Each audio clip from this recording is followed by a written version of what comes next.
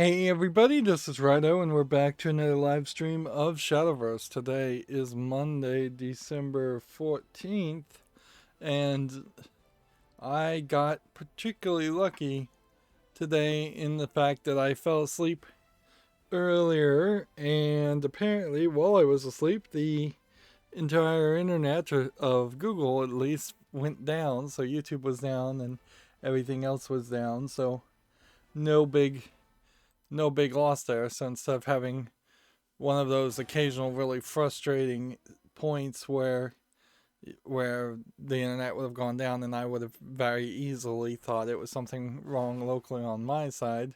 Like, you almost never just immediately assume that it's someone else's fault in IT. If you do that, then you're probably not that good of an IT person. Um, uh, Apparently we're having a winter event, and so we have Ultimate Coliseum card pack tickets times 5, and nice anime girl uh, deer character.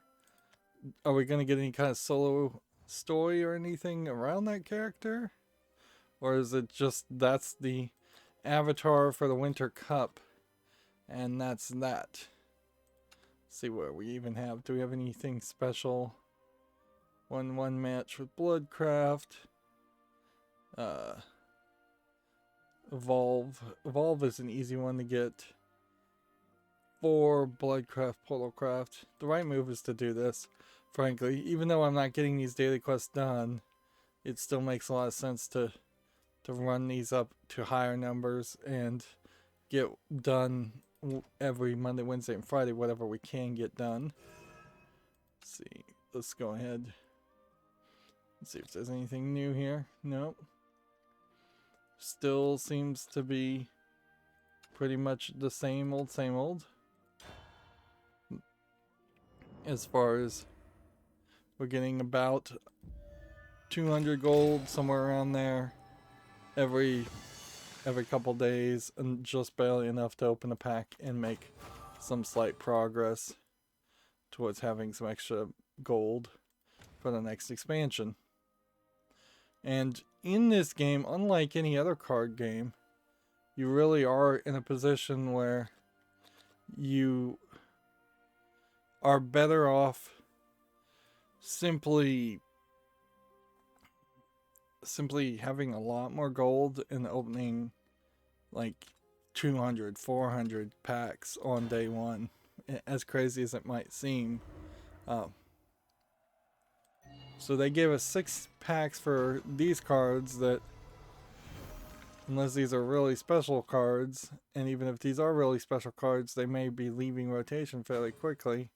So this might be some kind of back-end award of cards for people to try out now that they don't really matter. That would be interesting. Certainly that's not something we see in the instance of Magic or Hearthstone. That once certain expansions have rotated out of rotation or are about to rotate out of rotation, they put no focus on them at all. And generally that makes a lot of sense because collectible card games are just all built around the idea of overemphasizing the new stuff and de-emphasizing the old stuff. These packs might have been special packs too, because we're getting higher numbers of the cards that are the ones we want. Like, there does seem like there's a lot more silver showing up, a lot more platinum showing up than you normally would get.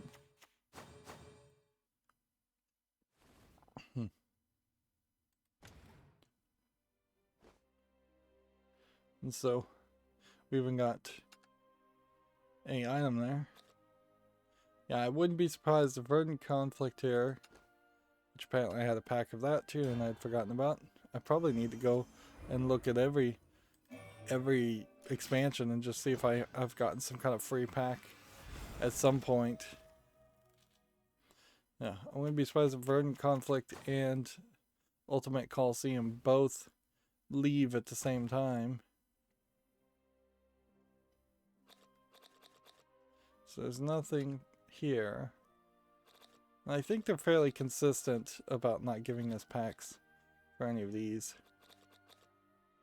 So then that would bring about an interesting question, certainly, about if I was to come over here and limit ourselves just to Coliseum and then add the crate cards. There's 9 pages here. How many are we missing? 3, 4, 5, 6, 7, 8, 9, 10, 11, 12, 13, 14. So there's like 14 probably all very collectible cards that we still have yet to get in that expansion in particular. And overall, of course, there'd be a much larger number of cards we still have yet to get. And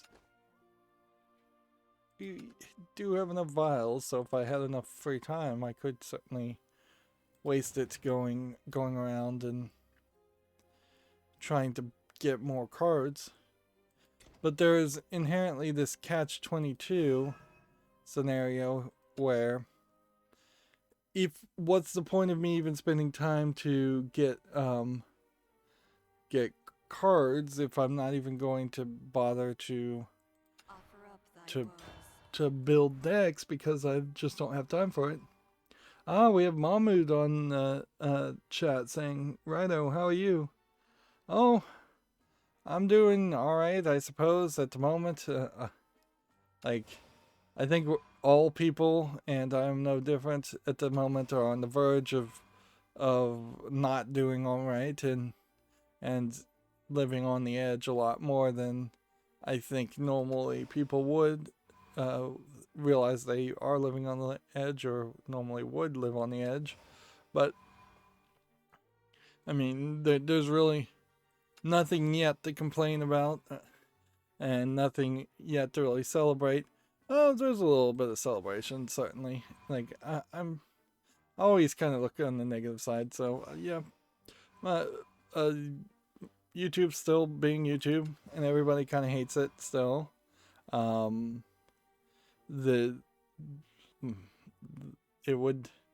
are definitely better scenarios as far as YouTube is like. I would love to tomorrow wake up and realize I had over 1,000 subscribers.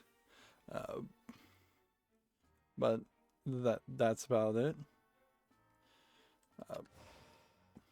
I have mostly been spending a significant portion of the past 3 to 4 months playing with my server, setting that up, building a new server to replace the old server.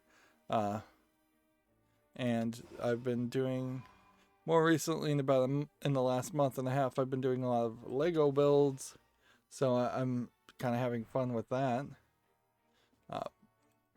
There is a very fleeting level of enjoyment with Lego compared to video games, though, and I think that is something that I probably should consider, is that I get a video game potentially for anywhere between $5 and $20, or maybe $60 if I buy it brand new the day it comes out.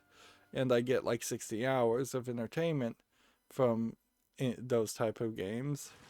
Whereas a Lego set will never give me 60 hours of entertainment. Not because there's just a finite amount of time it's going to take to put together a set. And frankly, if I was doing one of the giant Lego sets that their biggest one they just announced was the Roman Colosseum, and that has like 4,000 pieces. I guarantee you 10 hours into that you would be not, or I personally would not be having any fun with it because it would be so arduous and repetitive. You do have to factor in that if you buy a game like digitally on Steam, you don't really have a physical thing, and that's what you have to also calculate when you're buying a Lego set, is that you own this kind of toy model of something that you've put together yourself and you can put on the shelf, which putting things on the shelf for decorations can be nice. It can help your self-esteem and how you feel about yourself when you look and you say, I did that, or I decorated that, and that's my shelf, that's my house, that's what I am proud of. It's better than, say, living in a completely empty house and having nothing to show. That certainly is something that has crossed my mind in the past when I was working regular jobs. Is particularly one job where it paid basically starvation wages, and it required a massive amount of forced overtime, to the point where the house I was living in at that point was completely empty for anything that I could look at and enjoy. There was no level of visual appeal to the world I was living in general. At that time, it was just you woke up in basically a empty bedroom, immediately ran to work, worked for 10 to 12 hours a day, and then went home and went back to sleep in basically an empty bedroom. And that's just not a great way to live, and not a way that I want to live, not a way I think anybody wants to live. If there's just no mental engagement or no entertainment in your life, it's not a very much a life worth living. Unfortunately, there are a lot of people out there that don't have an option, and they are just going to have to struggle because they have no better opportunities. Certainly, running this YouTube channel was a hope to potentially integrate a love of playing video games, which I still, many years later, having run YouTube channels, I still do have a love of video games, although I've kind of drastically changed the way I interact with video games now, to the point where it's questionable, to say the least, whether I would ever be able to just play a video game and not talk. See, that was a terrible evolve.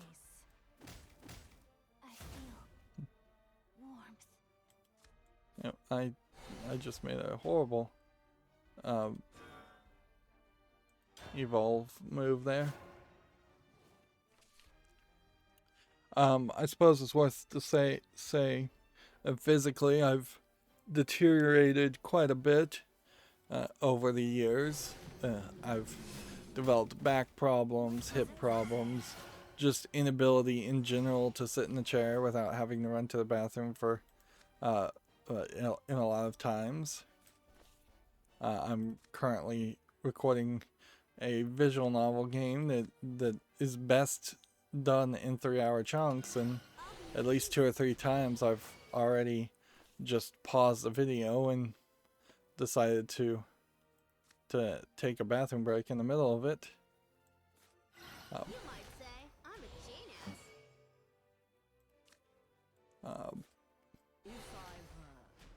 There definitely was a situation where, when I first started my YouTube channel, I thought, oh well, if this doesn't work and my situation changes, I'll just go and work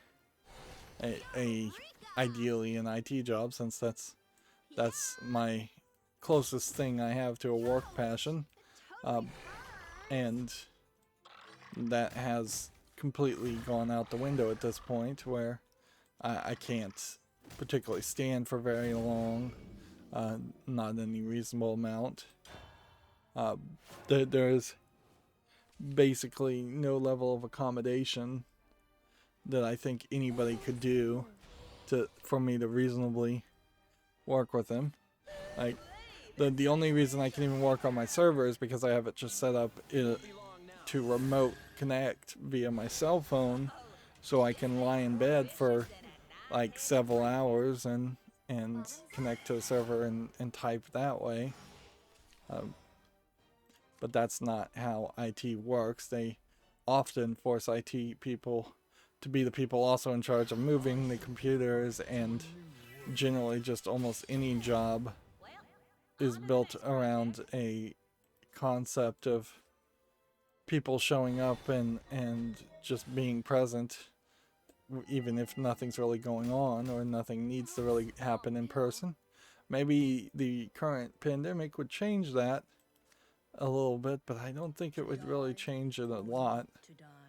I think there's certainly a case where once the pandemic is over, there will be a lot of people that demand people come back into offices. Yeah, there's almost guaranteed, and I'll move on off this topic in a second, but there's almost guaranteed a high level of paranoia that is going to go into the minds of middle managers and upper managers in jobs as soon as the pandemic is over. They're just going to magically one day say, we're afraid that people are just goofing off and not working if they work remotely, and inherently they'll start making some contrived lie performance review to fill the lie there, and they will start saying everybody's performance is down. They've already kind of said that, and some of it probably is true, but also I think a lot of it is just kind of BS.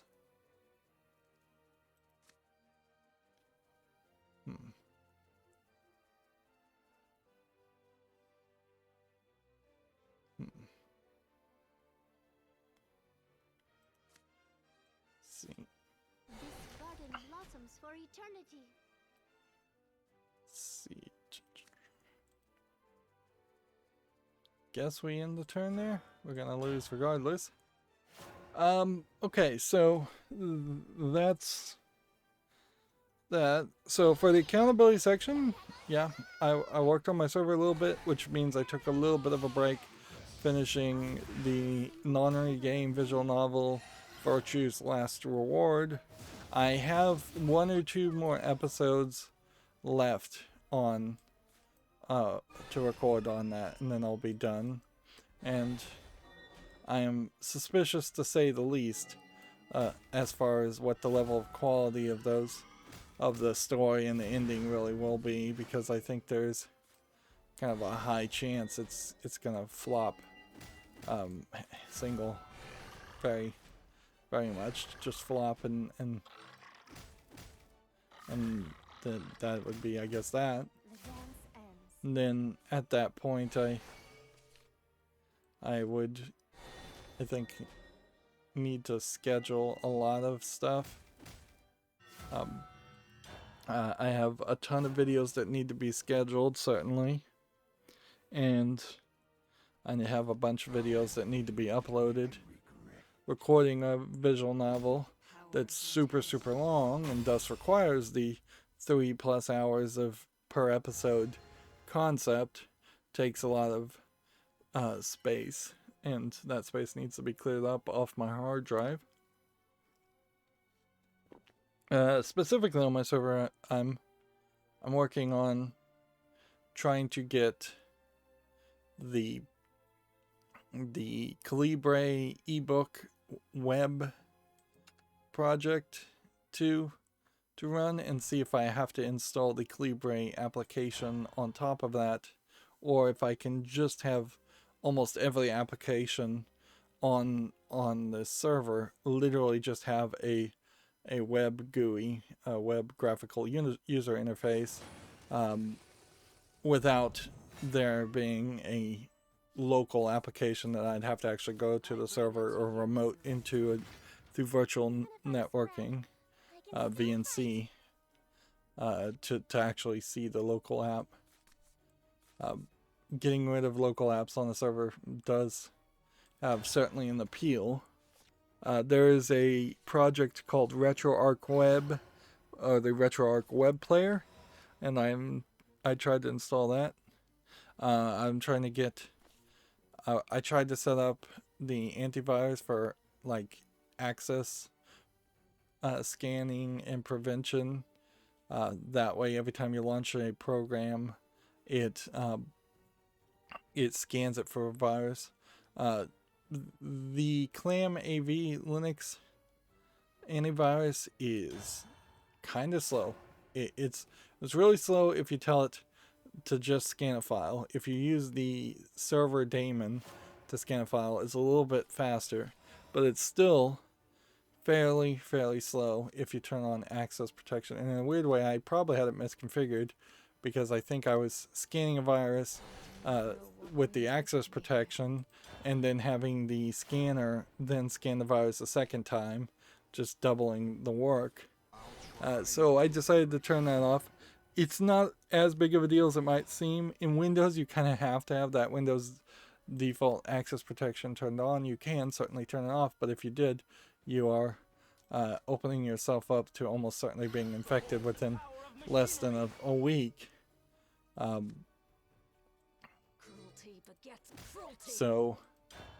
But also Windows and their antivirus, which very possibly isn't as robust, but might be more robust. I really haven't seen any recent comparisons. The Windows antivirus, though, is just integrated at a very low level into the operating system. And there is specifically a problem with the ZFS file systems on Linux not giving the right signal when a new file has been opened or modified to tell the antivirus Clam AV to scan. There are some other antiviruses you can use that would integrate even on a low level standard, which apparently I hadn't even realized that this had happened, but they had created this new standard at some point for antivirus softwares to act as kind of services directly to a file system server, like ZFS. So there is this setting called vscan that you can just set up by default, and every time a file is changed, it then passes that to virus scanner. But yeah, instead of doing that, I just hopefully set it up correctly so that once a month it would just scan all the files like a normal full system scan. And one almost hopes that there would be a way to avoid redundantly scanning files once a month, but I don't know. That may prove to be too much access. The RetroArch web player is just RetroArch. I'm jumping around here, certainly. And once I get it fully set up, then that means on my own personal server I could run the ROMs that I am legally entitled to own. But it's hardly like I'm setting up a web server for other people to use. It'll still be password protected and only for my own personal use. And that may not work very well. Like, I know it probably doesn't take a lot of CPU processing power to run an old NES game. So a web server certainly would be capable of doing that. But I also wouldn't be surprised if there's just a level of latency and delay there that makes that unrealistic and may make the whole project more of a demo project than a reality project. Like it would make way more sense for me to just have RetroArch installed through Steam, as that's about to happen. That's in beta at the moment, and just have the ROM files directly have a copy on my computer, my main gaming PC. That makes a lot more sense, particularly when you start getting into like higher things and Nintendo 64 era things. Let's see.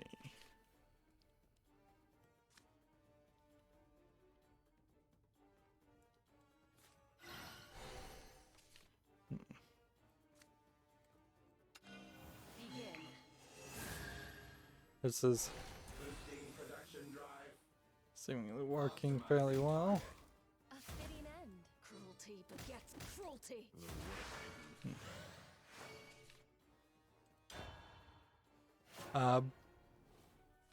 Was working on anything else? I'm still trying to figure out how to use either Handbrake to re-encode or FFmpeg to just copy videos and slightly re-encode them. It seems like FFmpeg is slightly faster than Handbrake would be.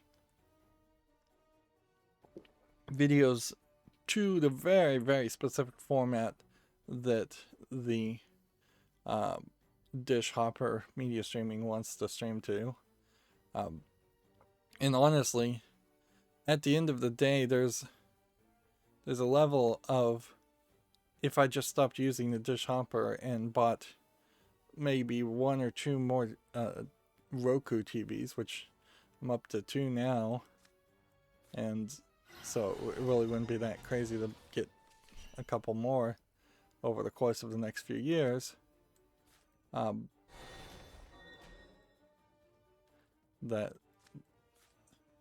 would probably solve it. Although, even replacing the DLNA streaming client with Roku TVs has yet to fully fix the issue that I'm seeing, because the Roku TVs also have some file format issues that don't seem like they want to work. The truth is DLNA just kind of sucks, but it's really the only solution at the moment that exists still. It's been mostly abandoned, sure, but it's also still the only solution to stream video and music without having a giant external hard drive that you would have to plug into like a Roku TV and move around the whole house. And yeah, that just doesn't work. I happened to catch a some channel on TV was airing a Les Miserables performance, and I was thinking about that. It's just it's just a lot of classical things that you could pick, but Les Miserables is about the absolute worst one to pick at the moment, because everyone's on the verge of being miserable themselves. And that's what Les Miserables stands for, is the miserables. I kind of have to wonder if there will be a drop in higher art appreciation at the end of this whole pandemic, as a generation of kids probably have had their entire extracurricular activities wiped out, as they're going to have to try and catch up in the core classes due to the just massive influences of core classes. Guess there was nothing else I did, so that's pretty much the catch-up part of the accountability section of this episode. We've got a decent amount of news, some fairly shocking news in the fact that I have now seen a direct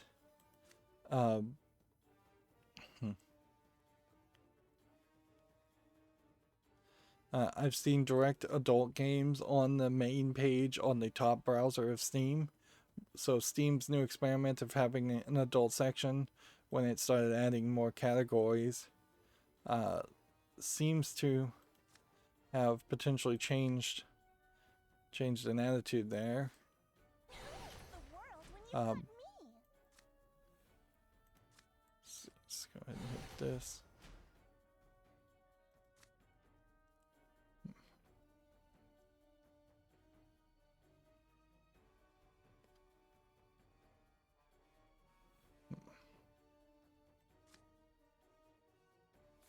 Let's go ahead and play this, I guess. Thy little canary. So, yeah. It seems like in one fell swoop, Steam might be embracing adult content games, which is weird because also Pornhub apparently is getting rid of like all its uploaded content.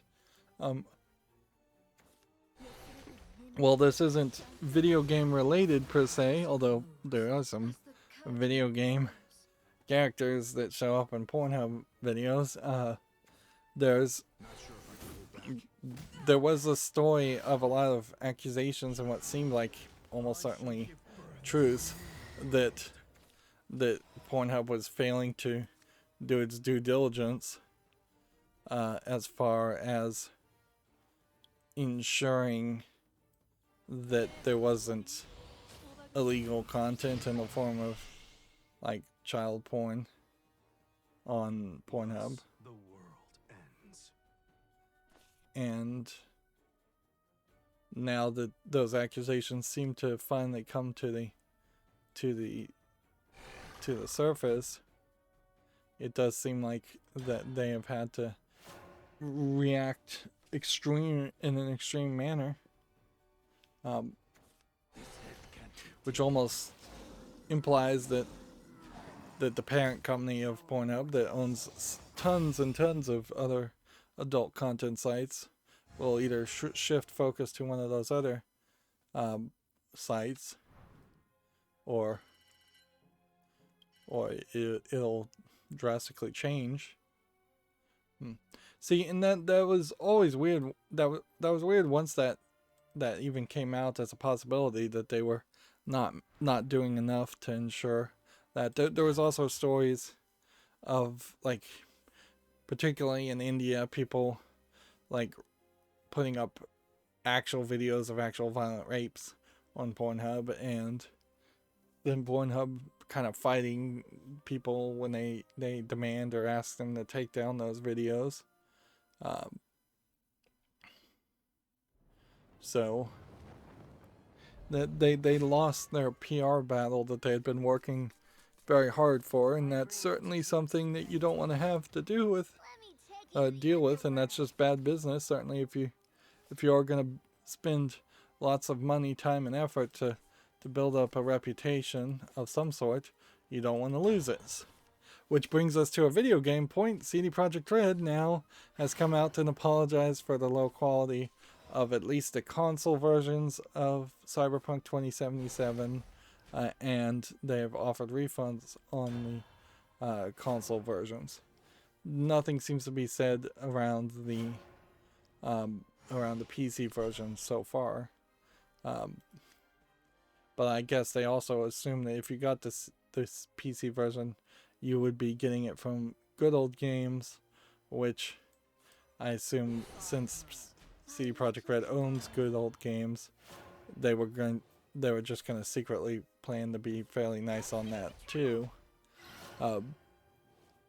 It's still a poopy thing to do, without a doubt, in the fact that there's a massive amount of money that they made, and they only began to actually pretend like they knew that the game had bugs until they had already made that first week of sales, and they had already gone into the black as far as it was, or into the red. Yeah, into the black in this case is what That's the right phrase. After they'd already been profitable, now they're coming back and saying they'll give refunds. It's a real if you pay me type attitude that I think they have, and they're trying to get some PR points by looking like they're doing the right thing instead of them literally being forced to do the thing they should have done at the beginning. Or better yet, they should have just delayed the game more and polished it. That don't really have a lot to say about Cyberpunk 2077, but I think at this level, unless somebody gifted me the game, at which point I'd feel very obliged to eventually get around to play it, I think I'd much prefer to go and play Deus Ex Mankind Divided, because I haven't gotten around to playing that, and Cyberpunk 2077 looks like it is pretty much just that same thing. And if I ever did get around to playing Cyberpunk 2077, I could do it 2, 3, 4 years from now, when there might be mods that fixes a lot of the glitches, there will be patches, there'll potentially be visual improvements. In a lot of ways, when I played Control and that game looked very pretty, that also just highlighted the genericness of the gameplay in Control, where you're literally just traveling from point A to point B, and every time you get in any area specifically designed for a fight to happen, a fight happens to the surprise of no one.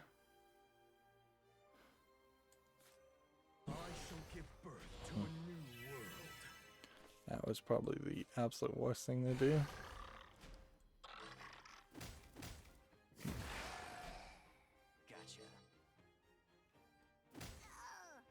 I feel like Cyberpunk 2077 is going to be very much like that.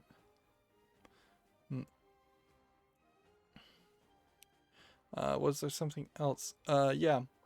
As far as Cyberpunk, which is dominating the news cycle almost because it has to, since there's nothing else here, Twitch is a Twitch representative on CNN came out and specifically restated what Twitch's current stance is, which is, as long as you don't overemphasize in your stream the nudity in Cyberpunk 2077, you can stream. Of course, we know Twitch is extremely flippant and bad about enforcement, and people are going to push those limits. The only real confusion here is, had that always been their stance, nobody would be confused. There's just that problem that they, previous to that, had established and never revoked a specific ban list of games that are just not allowed to be streamed on Twitch at all. And it certainly, when you look at the banned list, you know that it is a mostly anti-Japanese game sentiment, which certainly can just fall down under the category, if you want to call it an anti-Japanese sentiment in general. If you look at Twitch, it has done absolutely nothing to bring in a Japanese audience that I've seen, nor does it seem like it's been in any way successful in any Asian country, Japan or otherwise. It is very Western focused and not even very video game focused these days, with perhaps the exception of Twitch Plays Pokemon. That's about the only Japanese game that even begins to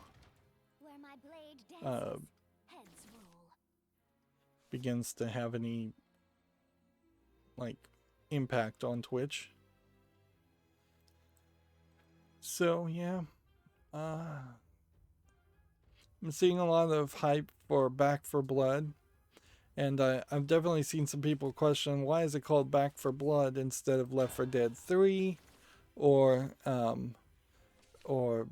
Back 3 Blood, or it seems fairly obvious that there's two great reasons why it's called Back for Blood as the spiritual successor of Left 4 Dead 1 and 2 is A, there's 4 people in the group. That was always the point. That's why it was called Left 4 Dead in the first place.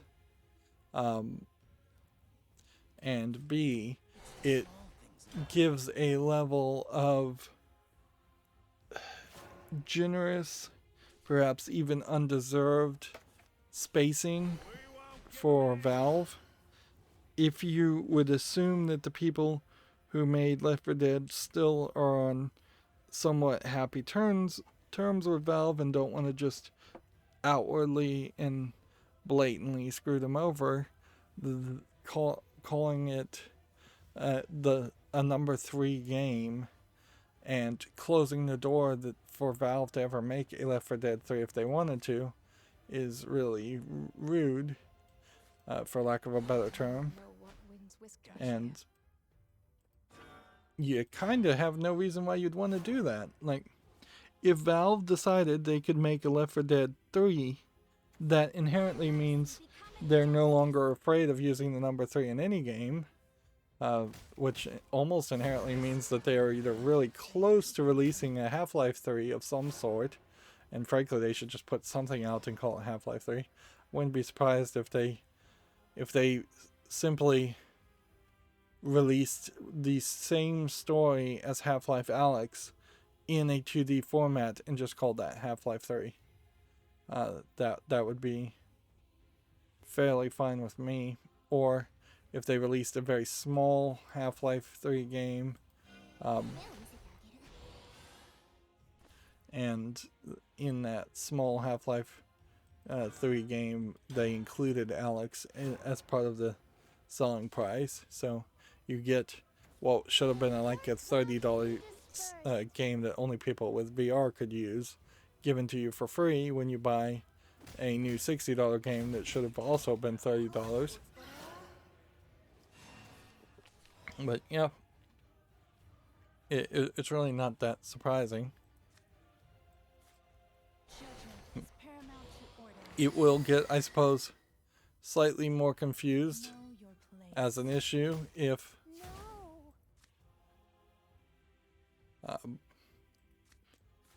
we get to the point where Back 4 Blood is super successful, and or about 6 years from now we are at Back 4 Blood 3 at that point.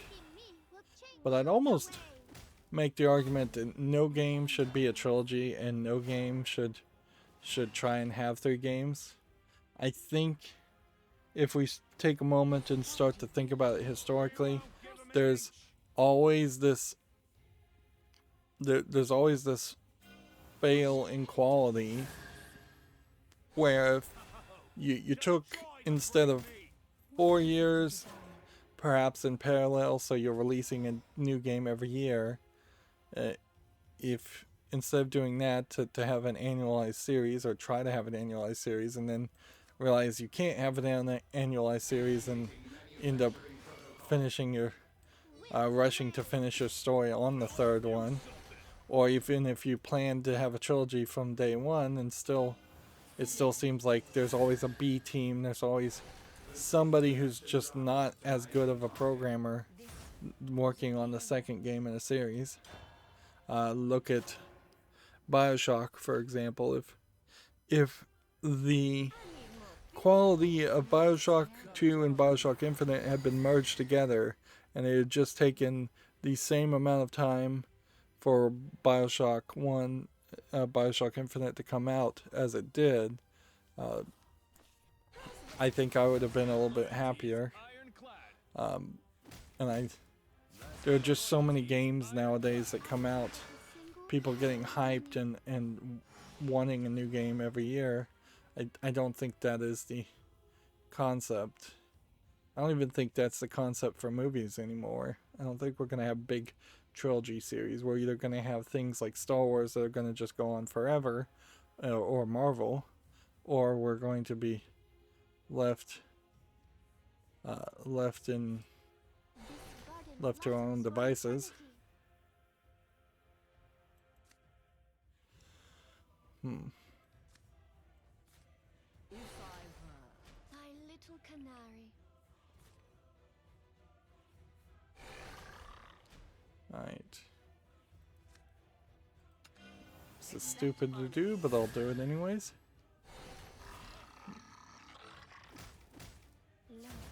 We are extremely close towards the end of the years also, so there's very little chance that we're going to get any new video game news of real importance, which means I need to hurry up and just get through the video game news. So let's start going through it. We have an Open Critic article here. EA has outbidded Take-Two for its Codemasters acquisition.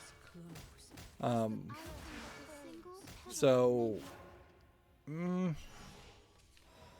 a funny way, like Codemasters, as a company most known for the dirt racing series, which are 50-50 at best. Like one game tends to be rather good, and then the next game in the series tends to be fairly bad. They do have that kind of annualized feel to them. The games themselves don't have a lot of microtransactions in them that I recall, and EA will certainly change that, and it certainly makes sense as EA is only really interested in EA sports games. That if they were to get a rally car racing game series also in their setup, then they would be able to have one more thing to show off. I do not know what winds whisked me here. So yeah, that does make a lot of sense. I do like I said, half of the dirt games, and EA being in charge of that, that does potentially mean that it would be like the last dirt game I would ever buy, unless EA just leaves Codemasters alone and lets them run their business the way they want to.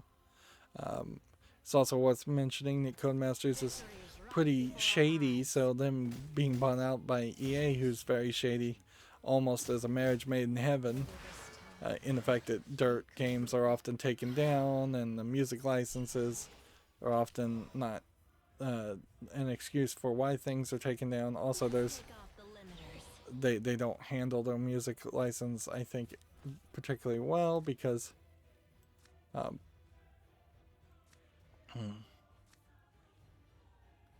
we want to do this? Or do we want to do this? I'm gonna do this. You might say I'm a genius. Let's just go ahead and play everything. Winds whisked me here. So yeah. I think Codemasters might also own the Need for Speed. Youch! Totally burns.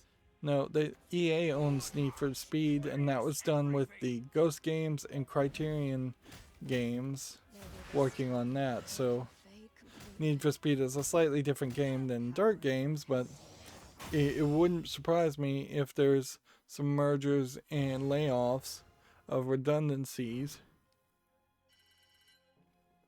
In a funny way, mergers can just be a way of getting rid of senior staff that you don't want to keep to replace them with cheaper, newer staff at a lower pay or just lower seniority. But yeah, the only thing you could kind of help is if somehow, and this would be an insane hope, is that EA is changing its attitude in the way it does business, and this is the beginning of that change, and all of a sudden we're going to see EA dipping into its back catalog or making brand new content and games that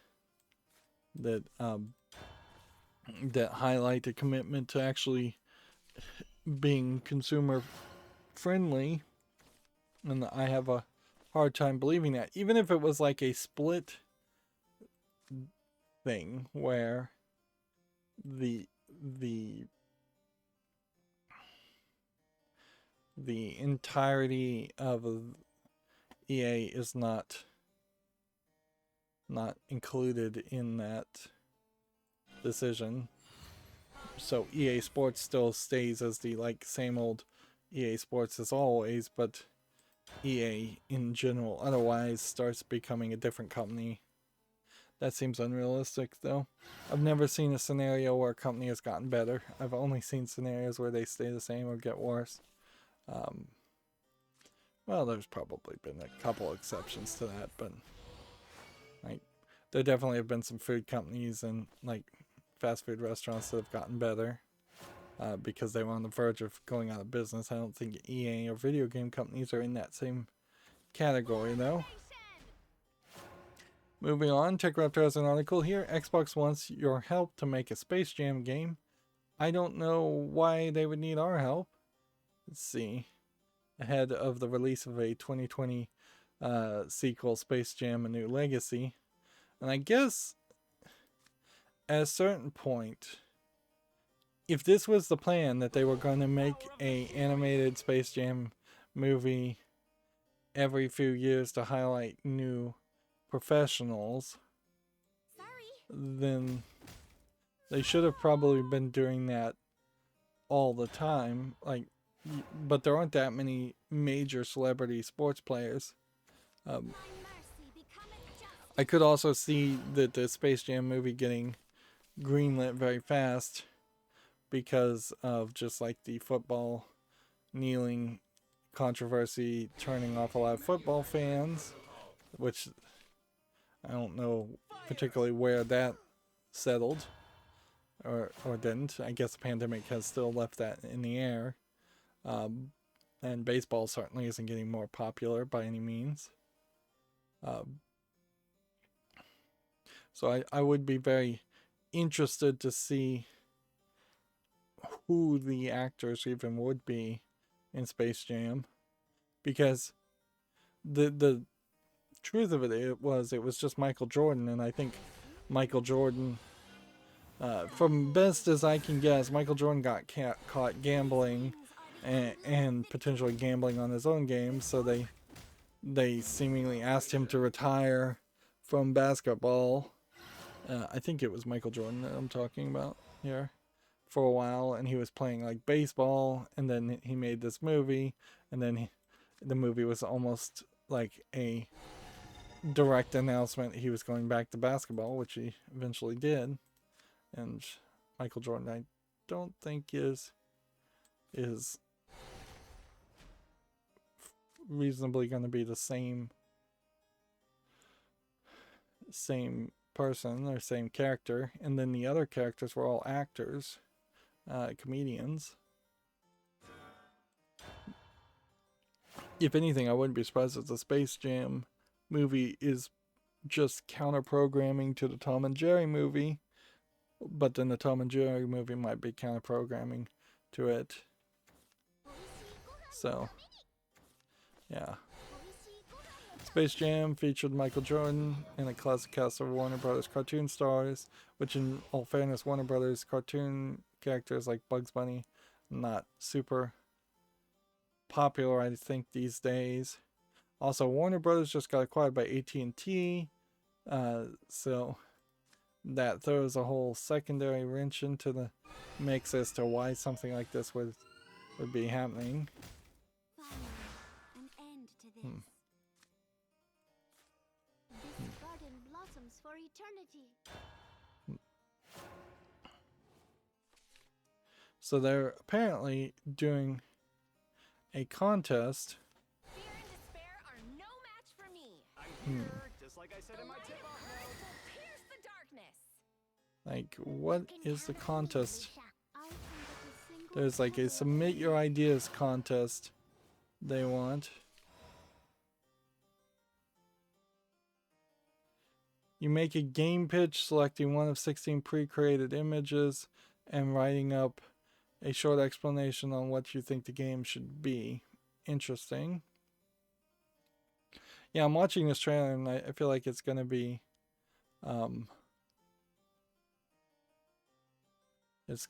pretty crazy to make a Space Jam movie in general, because I don't think half the kids that would go and watch it would even recognize half of the characters.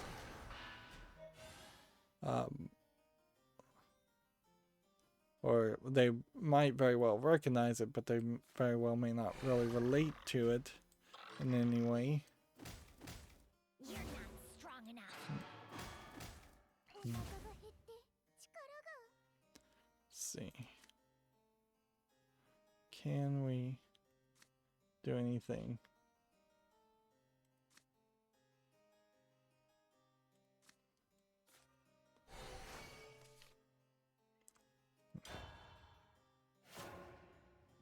So here are the predefined things. Here you have a fighting game, here you have an infinite runner, here you have a card-based RPG, here you have a gacha game.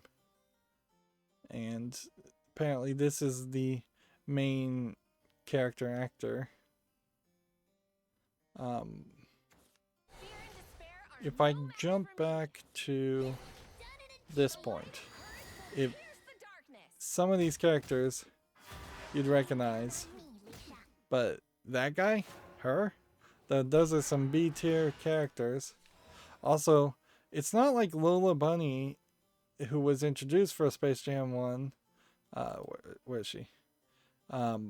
It's not like she, there she is, did anything and became super popular.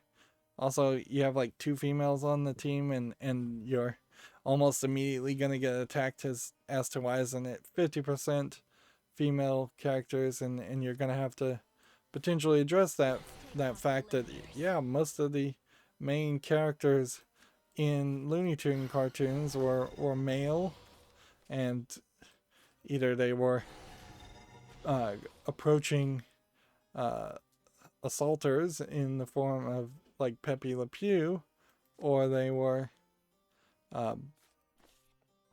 very uninterested in the opposite gender, to the point where Bugs Bunny himself, often in cross-dressing, often tricking Elmer Fudd. But I guess in that case you make the argument Elmer Fudd was interested in the opposite sex, but never found anybody. There's like, they never really succeeded to make a new generation of Looney Tune characters, which honestly I guess that's a failure from decades previous, in the sense is that LeBron James that's going to be in the movie? Is that who that character was? Maybe. I don't know anything about sports, so I don't follow him enough that I could recognize. Probably would have trouble even recognizing Michael Jordan. Yeah, the whole Warner Brothers cartoons, there should have been a new Bugs Bunny created decades ago. There should be new characters. There should be a new cartoon where some new character comes out and does something. The Looney Tunes are kind of the opposite issue compared to something like Miles Morales or even Camilla Khan in the comic book series, is that they, at least the comic books, who are constantly trying to create new characters, at least they tried to throw something out there, where the Looney Tunes cartoons never did it. And in all fairness, that's true for a lot of cartoons. Maybe a lot of those are all from the same Warner Brothers or 4 or 5 different production companies, but there's been no new characters added to Scooby-Doo since like Scrappy-Doo decades ago. Not anybody that was recognizable or important enough for me to know about them. There is a real drop in new cartoons in general. Even new cartoons on things like Netflix and such often try to just remake old things. So there's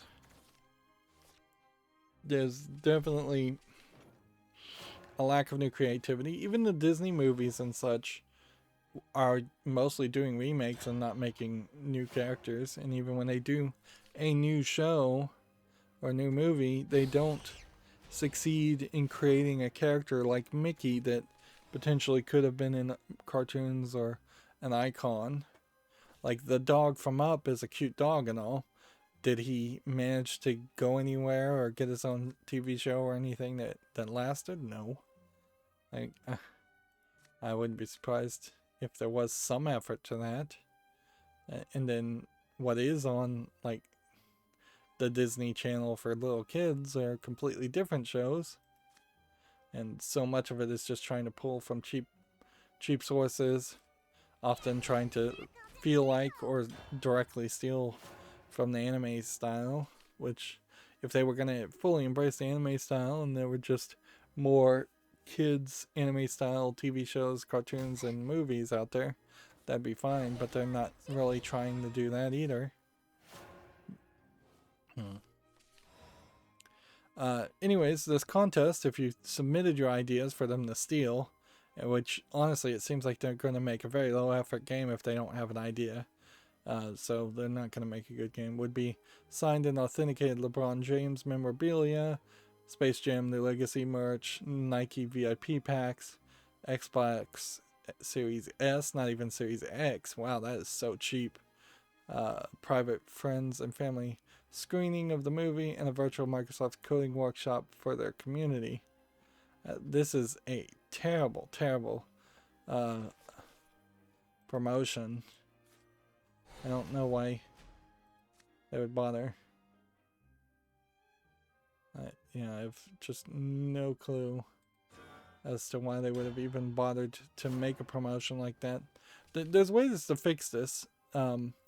Submit your ideas. If it's about promoting coding, that's fine. They should throw out more than just some default images. They should throw out some art assets that they're going to let you use, give you a license to use, of like Bugs Bunny, and that would be a big thing if we started to see like Bugs Bunny characters showing up in little home projects for years going forward.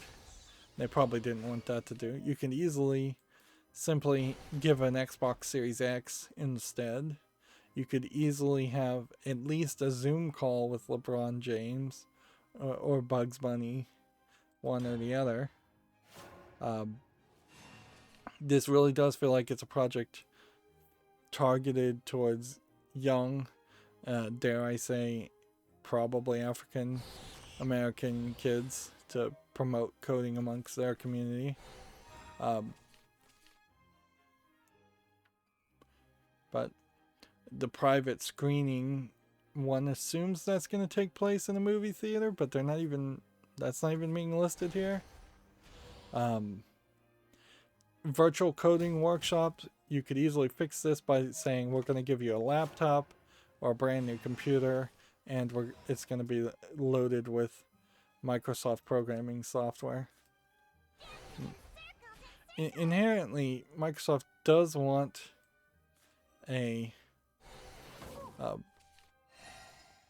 it does want a monopoly on programming in general, and it kind of has that. So them trying to promote their C# language and their software, which the .NET programming language, I imagine they're not promoting anymore, but them just in general trying to promote the fact that programming is mostly done on Windows PCs, which that is probably true, and that programs made for Windows run better than programs made to run on Linux, at least. This is interesting. They've got some free Space Jam theme coding workshops. That might be interesting to look at.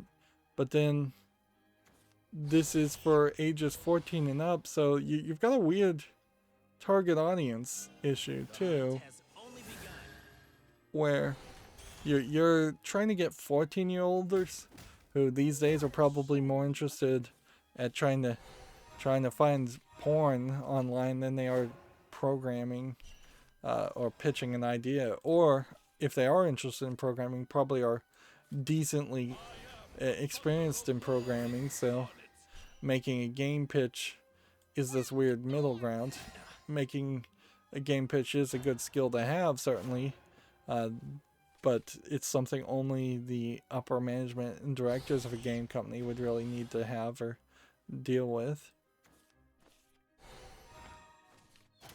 Let's see. Alright, if we come over here, we immediately go to a Microsoft thing that says, hey, install Microsoft Edge. It's like, nope.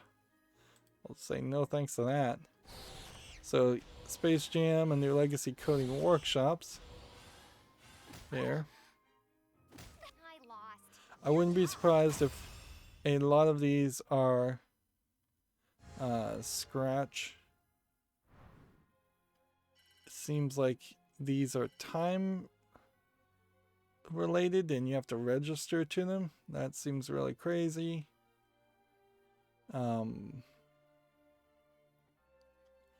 Seems like there's just a lot of coding workshops here. And a lot of them seems to be just labeled as coding workshops. That seems crazy that there aren't different workshops and that this wouldn't make more sense. What do you get when you click learn more here? That's a real question. They'll learn key elements of a video game are what STEM careers and professionals to design the basics of their own game, to create a game using block coding based coding. So this is straight up just going to be the drag and drop Scratch programming that I've seen lots of people try to teach, and frankly I don't think 14-year-olds are that stupid that they need to be taught drag and drop block based coding. I've said it a lot of times in the past, but the drag and drop block based Scratch programming is not real programming. It gives this false narrative that you are going to be able to drag and drop to code, and that's just not the case.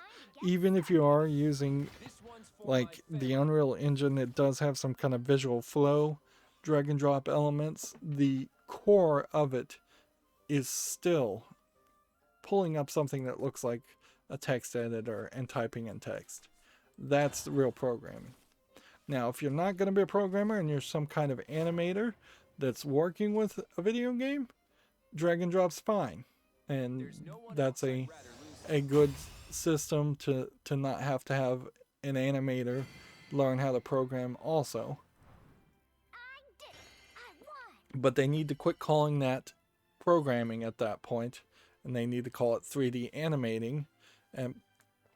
And it really highlights the fact that for elective classes, schools don't need to teach programming only. They need to teach programming. They need to teach 3D modeling. They need to teach 3D animating, which is a big difference there. Wire rig animation. They need to teach audio engineering. And they need to teach, above all those things, project management and working with a group, because that's how games really get created. There's no one man who's an island. Even if you are an indie developer who's making a game yourself and you actually manage to pull off a miracle and succeed and release a game, you're still building on the backs of a lot of other people's efforts, because you almost certainly are learning from other tutorials and using pre-made assets from other people. And there are decent opportunities for success to spend your entire life just making different kinds of monsters and trees or landscapes or backgrounds and putting them on the Unreal Engine store or the Unity asset store and just selling the part of a game that you can make without even having to directly collaborate with a direct creator of a game.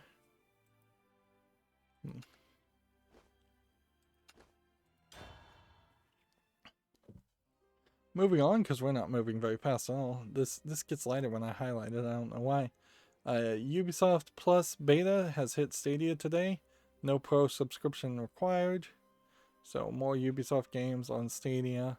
Still not really in any way thinking Stadia is the way to go. Although, see, it almost feels ridiculous that Google is even trying to do Stadia now. And clearly that is just a small team that was not in the bigger decisions. But when you look at like how Google has specifically decided that they're going to force people's accounts to be deleted if they've been inactive for 2 years, or they're going to delete accounts if you're over the storage quota for 2 years. It seems like Google is trying to scale down what it is and stop the hemorrhaging and stop the growth, and they're gonna either charge you now to have more space or more content, or wow, it looks like we might have a glitch going on here where we're just gonna get quick disconnected, and as long as that keeps happening, I will be greatly happy. Heck, if that happens and that bumps up like this battle pass to a level where score is 777, then is that an accident or is that an indication of a glitch? Yeah, if we got the battle pass up to level 90, at that point it makes no sense for me not to buy the battle pass. Put some real world money into it. That would give me such a boost that I could maybe gain some momentum on this card game, and maybe I'd be more enthusiastic for it. Although at a certain point it also kind of doesn't make sense even then, because I know I eventually plan on leaving this card game for the second dinner Marvel card game when that happens, when that gets made and comes out.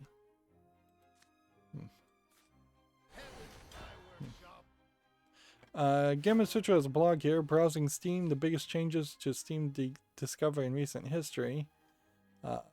So this is the browsing Steam experiment. And then this person says, I worked on the feature, and not just a little bit, as a contractor working for Valve up until 6 months ago. So this Gamma Sutra article does give some interesting insight as soon as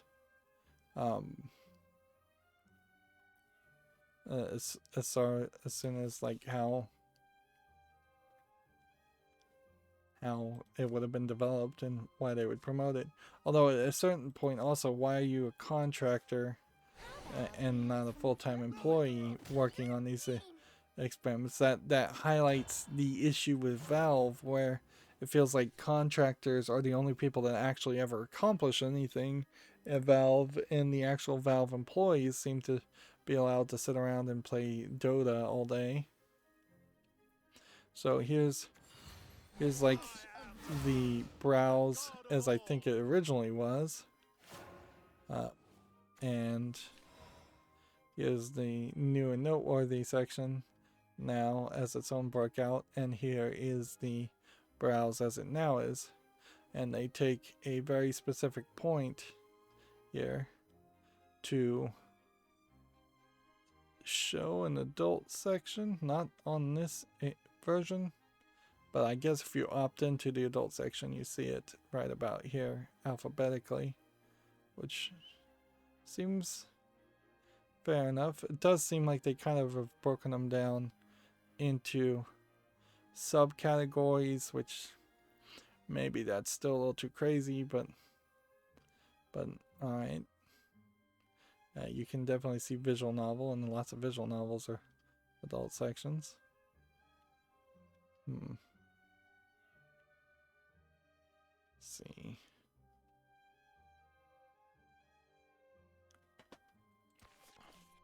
Let's come over and play. Then attack here. We lost our free wins. So he says the new menu exposes the fact that a lot of different niches on Steam. It gives every significant category of a game on Steam a proper home. It increases the surface area of Steam's catalog visible from the front page, which that definitely is an issue where there should have been more visibility of games from the front page. It's frankly almost impossible to find a game from the front page without just knowing its name or searching. No one else has to know. Let's just keep on attacking here.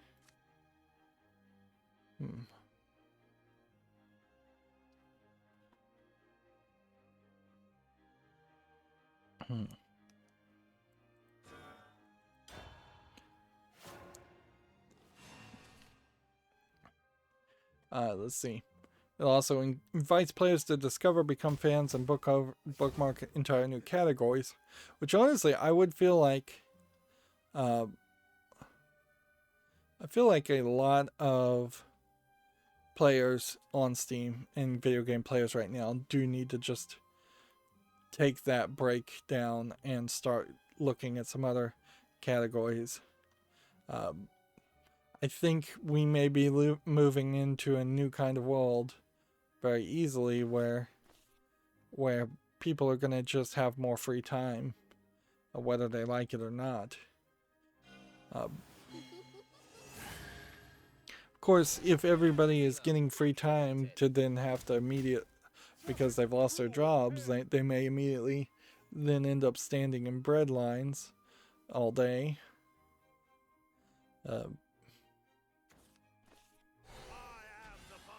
That would be an unfortunate revelation if we started to see like major efficiencies in food banks and bread lines.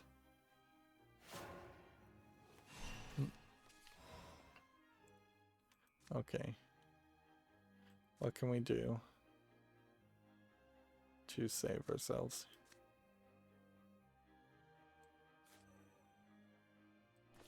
Do this. To do this. And then we'll go ahead and evolve this. Kill that. The gods have been outrivaled.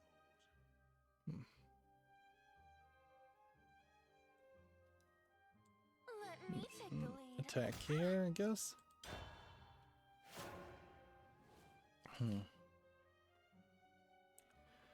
Let's see. Next, we have a game on Steam called Ho Ho Ho Home Invasion, which at least that's a funny name.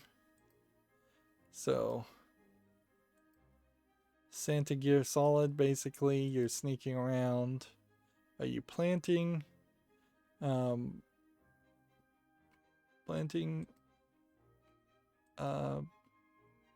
presents, or can't believe I forgot the word presents, or are you doing something else? I think this is a kind of funny idea, but it's coming soon of December 2020, so you're very late. And then there's a bunch of DLC on this, adding up to $46.96, which frankly this feels more like money laundering than an actual game. And it does, in all fairness, look like it is mostly just it could be a decent asset flip game.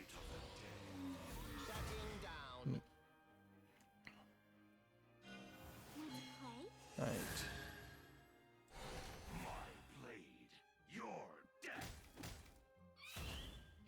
Is there a way I can save the day here?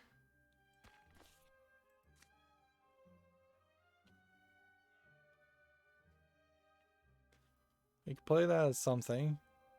Or we could do that and we could evolve that to hit that.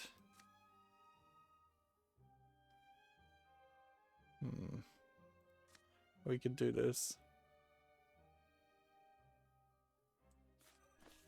Drunken dream must end. Yep. See if that works. YouTube put out this blog, which is weird. Certainly, the same day we seen this. They've got this analyzing pop culture with YouTube's culture and trends report. This is their first report that they've ever come out, and seems like they have very little to say here. It's like an extremely small amount of text here. Let me just turn off the ad blocker just to see if there was something more to be shown here. Nope. And this is pretty much in line with the last report that they tried to have, that where it was almost certainly a self-aggrandizing BS report, just trying to pat themselves on the back. But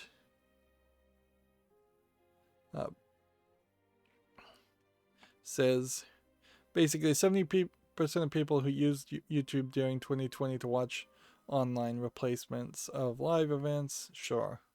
Does that have anything to do with anything? Basically nothing. There, I doubt they had the greatest experience in 2020, so I bet people aren't happy with that, and I bet they would jump back to live sporting events like football immediately. 40% say they participated in an activity simultaneously while they watched a video online, which that's not a good number by any means. That means they were doing something else and not paying attention, thus not looking at the ads, thus wasting YouTube's bandwidth. And then 47% of people agree that this year online videos helped them cope through a problem in their life. Which, yeah, sure. I would be surprised if that was just people being nice.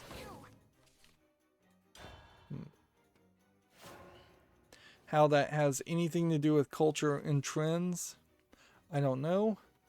The other part of that certainly is it doesn't seem like that really helps YouTube content creators in any way to get this information, nor does it really help YouTube, nor does it really help anybody. And then I think it's worth mentioning here, you know that each of these images have been cropped out. So I don't know who any of these people are, but we'll just go with the general thing. Here we have a white guy tying a tie. We have a woman just in general giving a kind of awkward face. And then we have a, what I would say is Latino guy. Somebody else tried to use Latinx once again. I think it was the Game Awards, and once again, and that sounded just really awkward. You have a Latino guy in a mask serving food, so this is probably a much more recent photo. Why I bet these are not recent photos, although particularly on YouTube you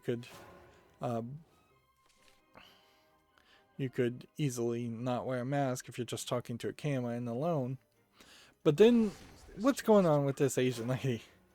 Like, how in the world do these images match? You have fully clothed people, this guy's arms are showing, and that's it. And then you have a Latino, an Asian lady who maybe she was working out in this picture, but this is just not the picture you select. If this is the picture you select, you would zoom out and bring her forward. There's plenty of empty space here that make me feel like they cut out 2 or 3 people. You definitely don't want a picture where she's showing her shaved underarms and showing tons of cleavage in a workout bra. It's not an insane amount of cleavage, but then she's also showing belly, and then you can see a belly a belly piercing. And then you've got like pants here that seem to have been drawn on, and that seems like this apron might have been like drawn on top of a real apron, and then there's none of that happening over here. But yeah, that you've just like totally picked, for lack of a better term, a very sexualized image of this Asian lady that doesn't match at all.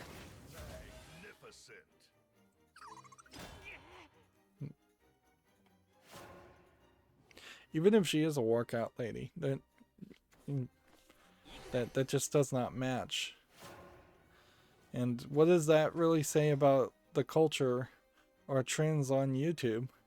The culture is awkward white lady face, old bald white guy, Mexican guy giving back, and Asian lady showing off her body. Is that the culture of YouTube in a nutshell? Maybe. But do you want to highlight that? I don't know. And see, I bet people in the know probably know who all these people are, and that there's a lot of backstory to this. But as somebody who isn't in the know, this looks like a random assortment of people. And I would have to just assume that they are a random assortment of people that Susan Wojcicki or YouTube in general just really, really like and want to promote. I feel like the Mr. Beast tree thing happened this year, so it would have been easy to put some trees there if you're not going to put Mr. Beast there. I feel like there are definitely other things. There was basically no talk of people trying, schools and extracurricular activities trying to use YouTube to be their platform for remote learning. That clearly wasn't an emphasis and failed pretty miserable. It failed miserably for lots of reasons. I think in part because the teachers or that were running programs like that are just not technologically advanced enough to know how to make a YouTube channel and make the kind of YouTube content that they should make, which is very different from the YouTube content. Personally, I definitely saw cases of one extracurricular STEM group trying very much to just be Rhett and Link, Good Mythical Morning, and not really focus on the science at all. Which that really shouldn't be your focus, and it really just made me wonder if that's what they do in general, is just the same basic let's build a vinegar, baking soda and vinegar volcano projects type things, and instead of really getting into a deep dive, particularly since if you're going to use YouTube, you are potentially in a situation where you can keep that conversation going with a student, where a STEM group might literally only see a kid as a field trip for I believe I actually asked them, and they said they only see him for like 2 or 3 weeks at most, maybe 1 week, and then it just cycles to another group of kids. So there's no way that they have at the moment to keep that interest alive if a kid is even interested in one of the STEM fields.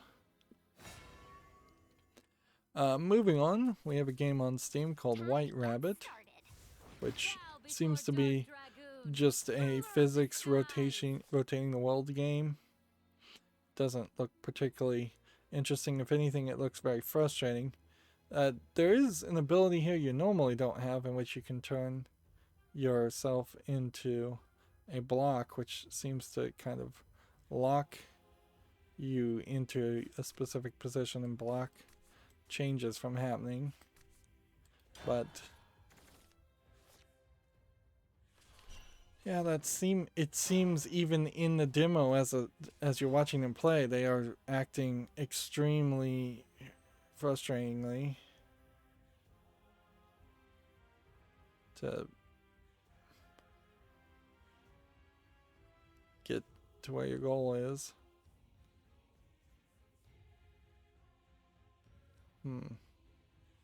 Seemingly these green circles block you from going through the gate until you get rid of the green circles, which I guess you have to get 3 of them close to each other first.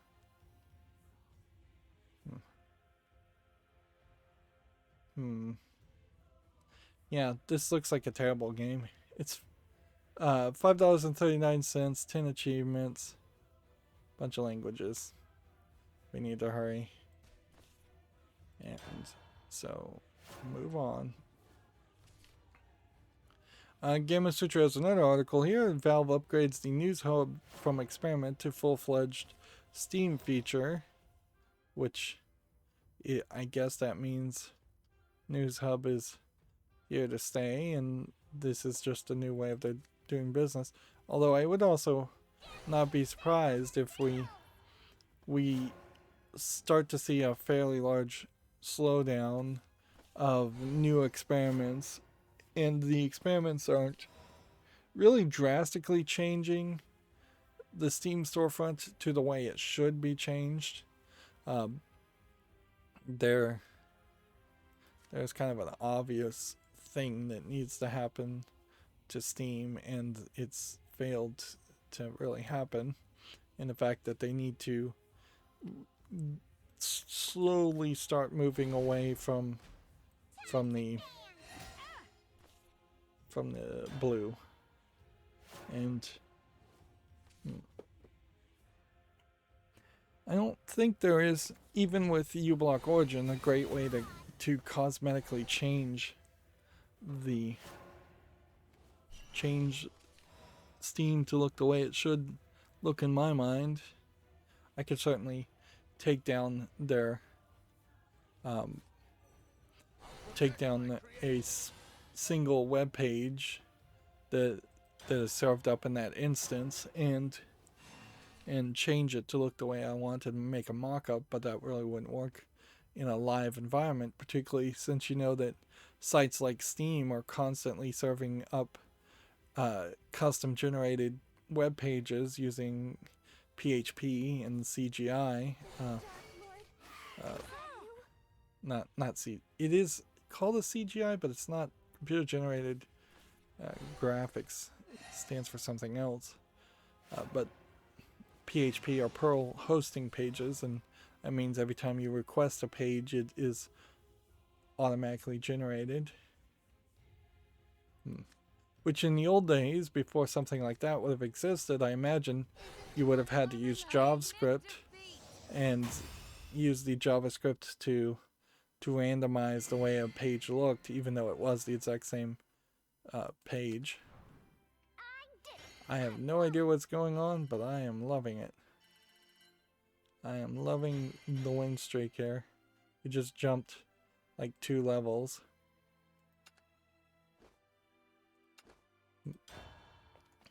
Techraptor has an article here. Spellbreak arrives on Steam tomorrow. Details future plans. I have no idea what Spellbreak is, but okay. Seems like you can play it for free, so looks like it might be a free-to-play game. Yeah, a game like this from these 2 screenshots looks slightly interesting, so had I seen a trailer, had there been any advertisement at all, it would certainly motivate me more to have paid attention to it just now.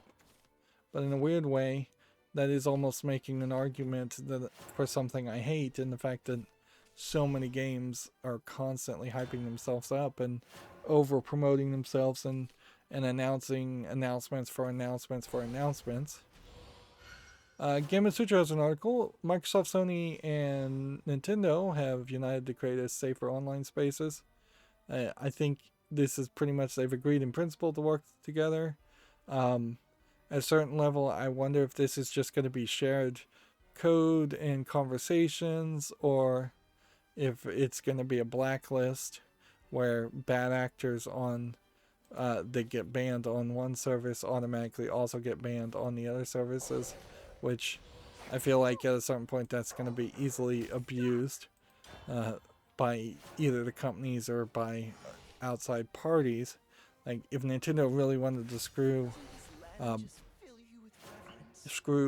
Microsoft and Sony, they could very easily hand over a banned users list that includes everybody on Nintendo Online, and then not ban them on Nintendo Online, and potentially try to push all the blame of that quote unquote mess up from onto the other two services.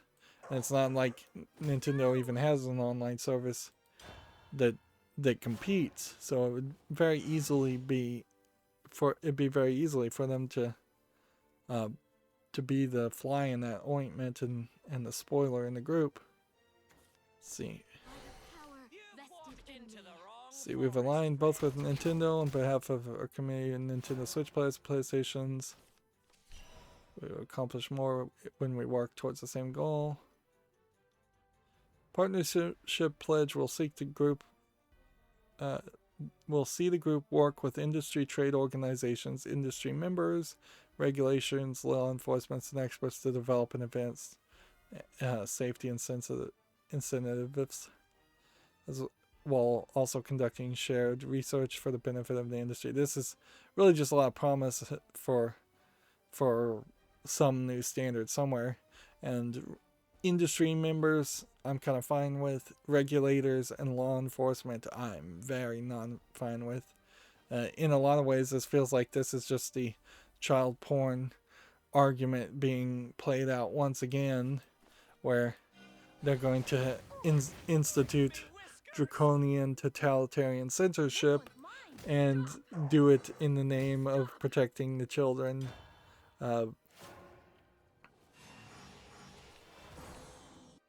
And you can kind of see that because the next quote here is, protecting players can be challenging in a digitally and often instantly connected world. On the other hand, it's probably not yet time to say the sky is falling, but it very well may be getting closer.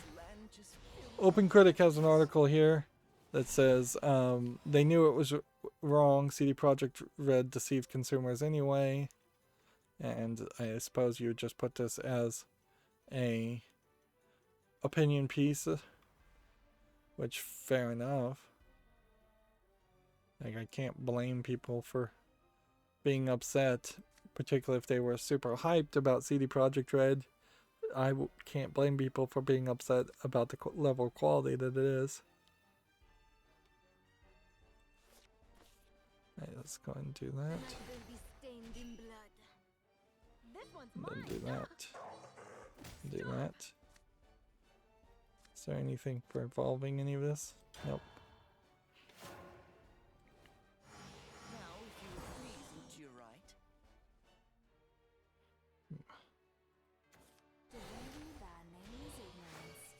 There you go, I was able to fix it so it will no longer do that lightening up. It literally wasn't a thing labeled white slight mask, and I guess that's what that is, but I have no idea why you would have done that unless it was just to stop people from like right clicking and saving an image as. But yeah, it doesn't, even that doesn't really seem like a legitimate reason to bother developing something like that.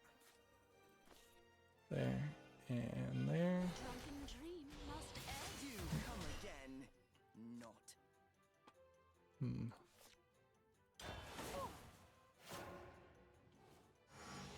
We already talked about this, but Gamma Citra has the article. CD Projekt Red offering refunds to Cyberpunk players on consoles after a shaky launch.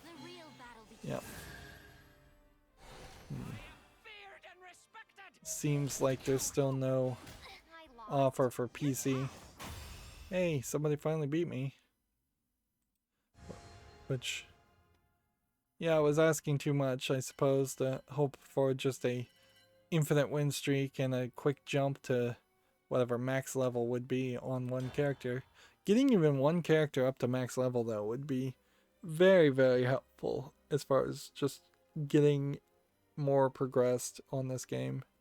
And it's not like you'd really miss out on anything if this character jumped to the max level in any way. You just get rewards and that's it. Bits of gold. Techraptor has an article here. Assassin's Creed Valhalla 1.10 or 1.1.0 update launches a holiday event. It's frankly a little shocking that Valhalla has come out and I've already forgotten that it exists. Like, that is that is kind of crazy that we've gotten to that level with the Assassin's Creed series. And personally, in my replaying of the series, I've hit a level where I'm having a real hard time finding motivation to play Assassin's Creed 3. Really, I just would like to play it to then move on to Black Flag, and then once you play Black Flag, you've got Unity and Syndicate behind those two, and it's probably a decent argument at that point to just eliminate a lot of games and skip to the newest games. Skip to Origins at the very least. Techraptor has an article here. The Open Critic page now warns player about technical issues, which okay. I have to kind of applaud Techraptor here for keeping the clothes on most of these characters. It seems like that's a fairly difficult thing to do.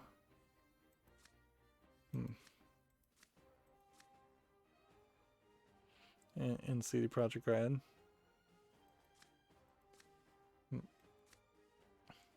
It might turn out to be fairly interesting if it turns out that Cyberpunk 2077 is effectively the next generation's Postal or Saints Row game with the dildo bat running around. That it is just a new generations of edgelords type games. Because that would definitely not be what people thought it was going to be.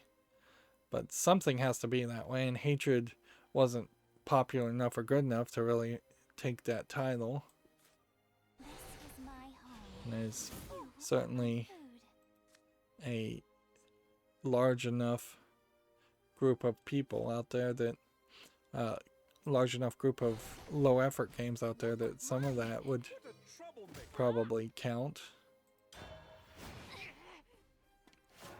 Next we have a game on Steam called Control Flow, which looks like it's just a ugly, maybe Chinese game. I can't even figure out really what it is. It's some kind of like puzzle game, best as I can guess.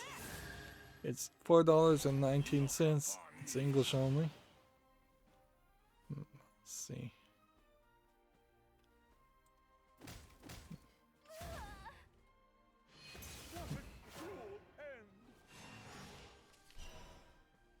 See if we could zap.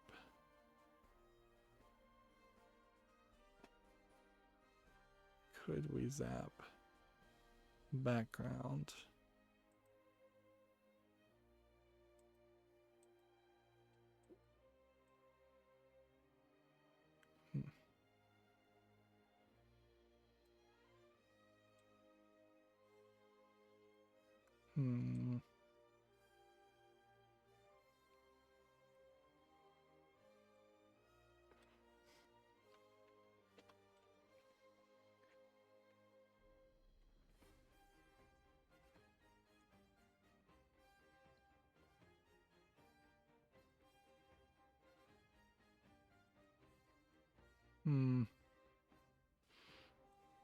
No, I don't think I can.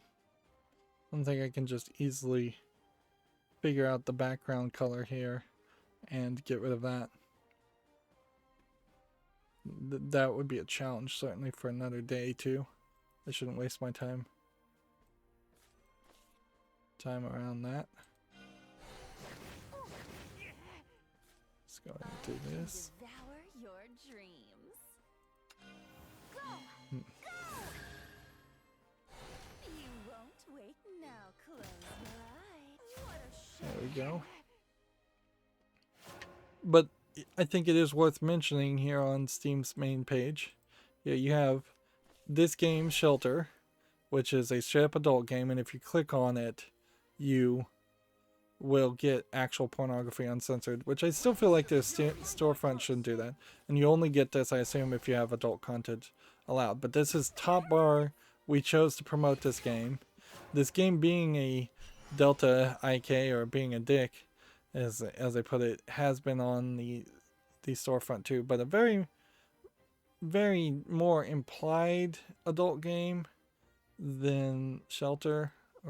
And then you have Maid Mansion, which that also implies adult content, although maybe it doesn't actually deliver in this case.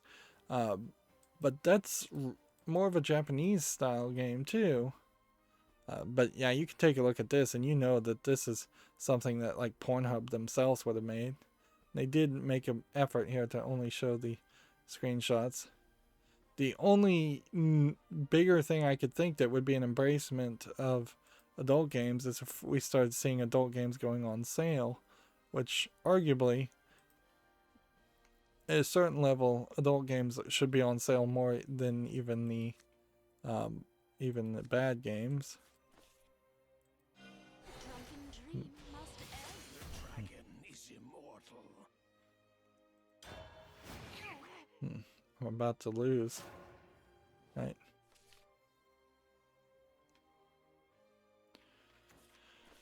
But yeah, that's an interesting embracing where there hasn't been an embracing. Also, it's Monday, and on Friday we were seeing adult games, and now we're seeing adult games on Monday also being released, which almost implies, well, it does imply some hope that they may have given up on whoever that one employee was that was holding back everything until late Friday to release games to kind of bury him on the weekend. Apparently that employee is no longer in charge.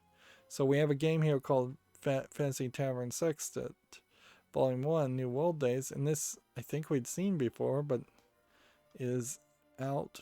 Maybe this is a game that specifically released itself as a demo so that they could control the actual day they get announced as out, or maybe they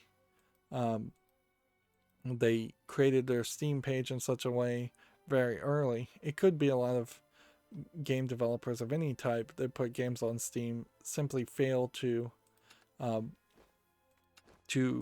create their Steam pages early enough to get approval, and thus a lot of things get released the day of.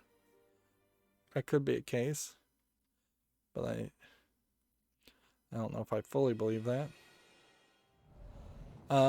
Deep Silver came out and said that they've been alerted of a phishing scam offering access to a closed beta test of Dead Island 2, which Dead Island 2 probably is not even at a closed beta level.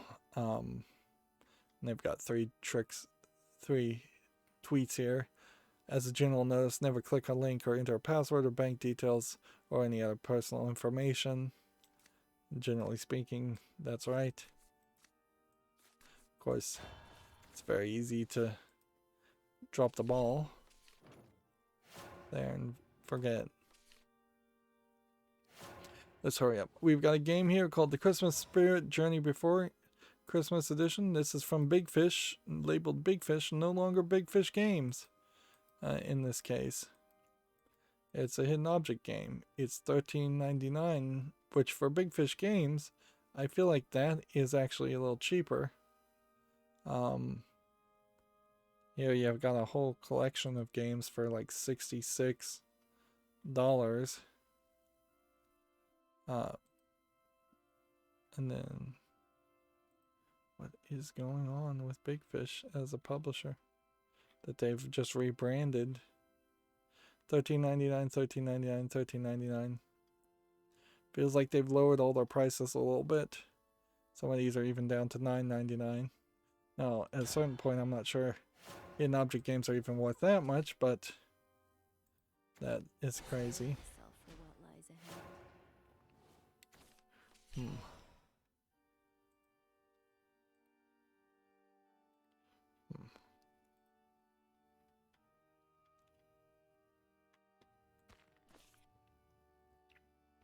Let's see. Play that. And end the turn. And then perhaps this is a better actual breakdown of the YouTube trends report. How adversity is shaping culture. Let's see. The creator archetype evolved. Older adults. Well, people got older. Yeah. Rap music went mainstream as several creators with indigenous ancestry used the music genre to preserve their languages and tell their story. I feel like that is a fishing expedition. I've heard absolutely nothing about that. Let's see. They're calling out specific people here too, like the Dad How Do I Do series. And then here they're talking about virtual tubers, VTubers, which they don't call out any virtual YouTubers, but there's been a lot of effort certainly to create VTubers and make them succeed.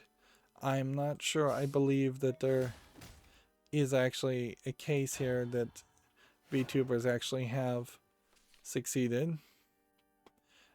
Communal experiences enhanced how we watch, as in co-watching. They really failed to create any system where YouTubers could co-watch. Online video played a critical role in global community's adjustment to the pandemic. Yeah, they're trying to take a lot of credit here, which I don't think YouTube deserves any credit there. Let's see. Social change here, like Black Lives Matter movement. Let's see. And then they're just mentioning a bunch of people from other countries talking about Black Lives Matter movement and US. I don't even know where these links would go. They seem to all go to different specific videos that they want to highlight. And what that means for brands, that's the big deal. Is what does this mean for brands? How can you advertise more to these people?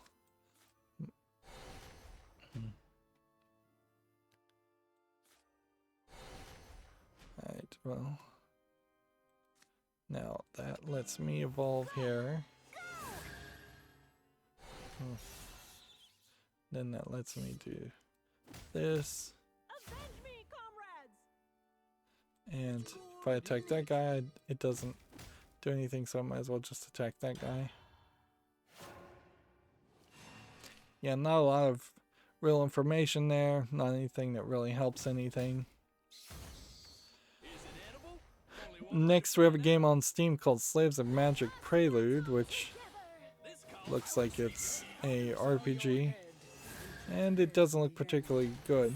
But I guess I could announce here and applaud that it doesn't look like it's an RPG Maker game. It just looks like somebody made their own RPG and it's bad. It's free to play, but it's also a demo. They're also calling it an alpha combat demo, which seems like you're taking the phrase alpha to its extreme at that point.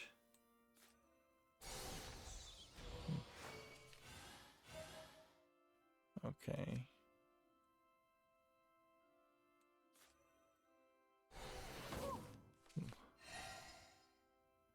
And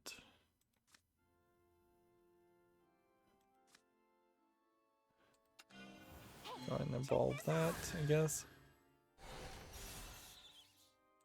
And then we can play that. You can play that. I don't even know who this character is. Swordcraft Tsubaki. Don't even recognize her. That's pretty crazy. Then you've got Clash and Clash. Ooh, my stomach.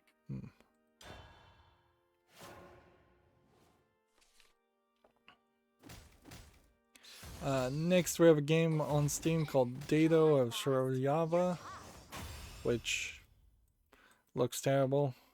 It's free. It's English, whatever. Moving on. Then at some point these games are starting to look so bad that it doesn't even feel like it matters for me to say that I'm not putting them on the fall list. We probably are going to put very, very little on the fall list until at least the new year. Gematsu has an article here. The Hong Kong Massacre for Switch launches December 26th. And at this point I kind of wonder if something being called the Hong Kong Massacre is a mistake, as there probably is either a real Hong Kong massacre that has either happened now or will soon happen at this rate. Next we have a game on Steam called Diggy's The Myth of Fenris, which almost looks like a Dungeon Keeper game if you were going to have some really weird animation around it. And I'm not sure this is how I would want to play a game like this, nor would I really want to play a Dungeon Keeper game where you're playing as like elves or gnomes or goblins or whatever. I guess those would be maybe dwarves, would be about the closest guess to call them. Like the part about Dungeon Keeper that entertained me was the part that you were a demon running an evil dungeon and controlling other demons. Once all of that is out the window, I'm not interested in that gameplay, because it was actually a fairly boring real-time strategy gameplay game that I'm willing to put up with if there's good story. I have to assume for Diggy's here there isn't a good story because there isn't good animation. It's $7.99. It's English, German, Polish, and Russian. I feel like this art was potentially just stolen from somebody. But I have no proof of that, of course. This does definitely feel like something that you would have tried to make for... It does feel like something you would have tried to make for a cell phone by the level of the graphics, not not something that you would expect from a Steam PC game. Yeah, we'll just keep on playing. I'm more than happy to keep on playing, to have quick games, even if the occasional quick game ends up with me losing. Just these disconnects that are happening seem great. And the kick in the pants certainly would be to wake up tomorrow morning, find that they've reverted all that progress because of a glitch, which they almost certainly wouldn't do that because that would cause somebody to rage quit. But they might do it and ban my account if it turns out they decided that it is my fault for some reason that I'm losing, that they are conceding or possibly losing connection. But I'm not doing anything. Like, I'm not dropping frames or anything at all. So, and it doesn't feel like we're having connectivity issues on my end of it. And it seems like the game is running very smoothly and everything's working very well. I don't know if this really is worth talking about, but a Pokemon Crystal has turned 20, the first, quote, real Pokemon game, which I don't know what makes Pokemon Crystal the first real Pokemon game. That wouldn't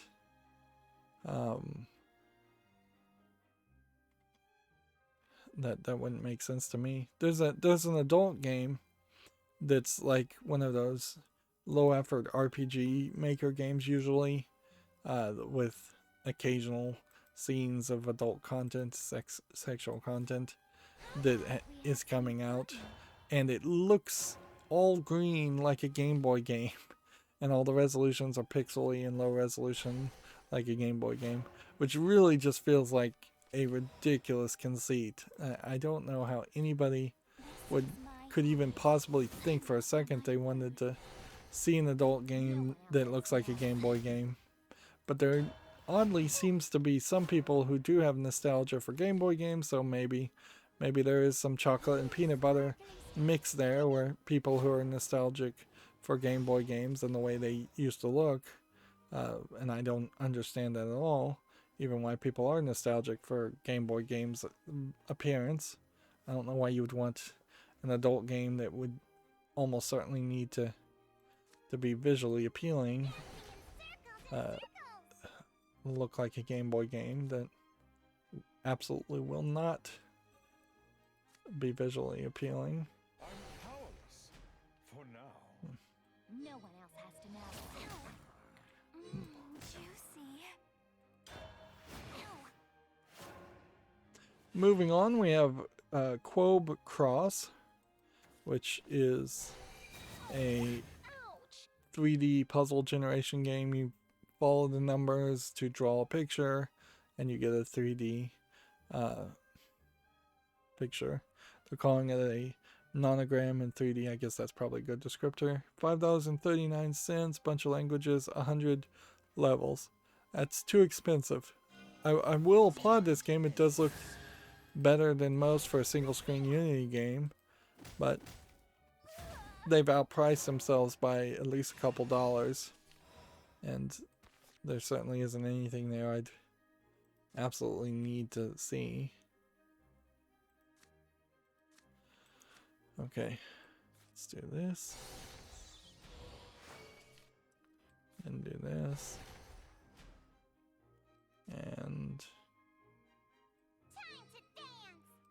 attack here, and then evolve here, and hit that, then end the turn.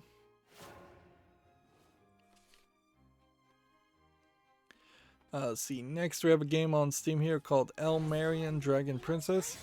We just saw a game where you fly on a dragon, and I feel like now seeing a potential really good dragon game, a lot of games that try some of these low effort graphics are going to be immediately easy to dismiss, where a few weeks ago I would have had to have at least consider this game because there really wasn't anything else on offer. Maybe a Panzer Dragoon game is on Steam, but that's about it. And this, if this was visually polished, still might be a contender, because the idea of different types of magical dragons running around causing havoc does make sense. $7.99, English and Russian. That's going to be a no for me. A Bloody Mary stops damage from happening to me. So you might as well play that. So delightful. And then I can that. devour your dreams. And then hit that. And end the turn.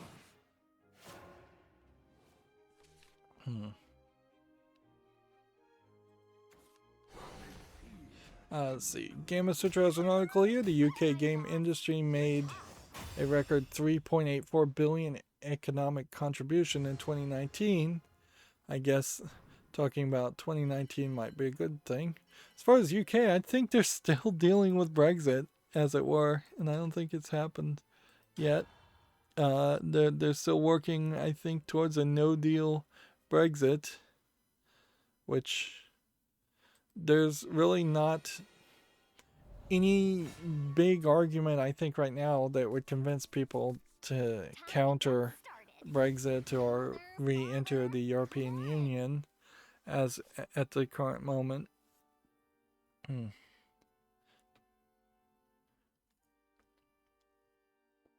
But I also wouldn't be a gloom and doomer and say that all the countries of the European Union are going to quickly fall apart, and the whole thing is going to completely collapse. I would say the European Union, like a lot of these multinational organizations, probably all of them, need to implement a more painful system of commitment, in the sense that there's a lot of UN motions that either get blocked by the 3 founding members or charter members, or some other country just blocks it.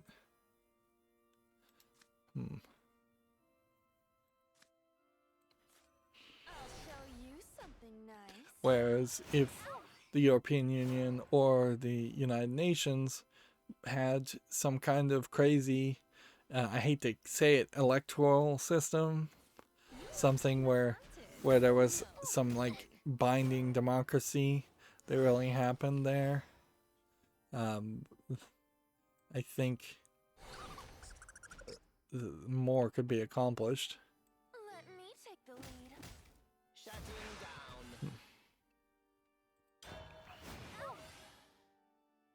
down. Moving on, we have a game on Steam, Fights in Tight Spaces, which this is an odd combination of a card collectible game and a kind of unique inked out art style and fighting animation. So it's really questionable. It's like, did you pre-purchase these fighting animations from somebody, or did you do these yourself as potentially an indie game developer?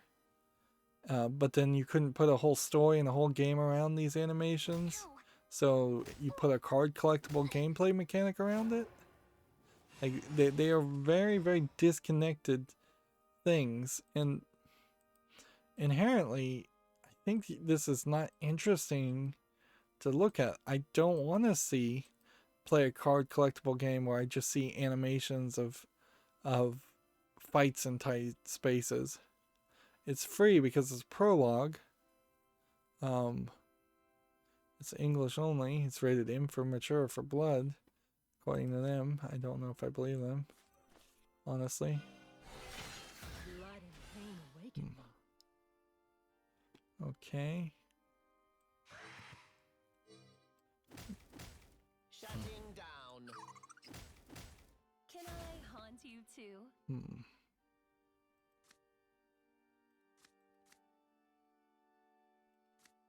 Let's go ahead and evolve here.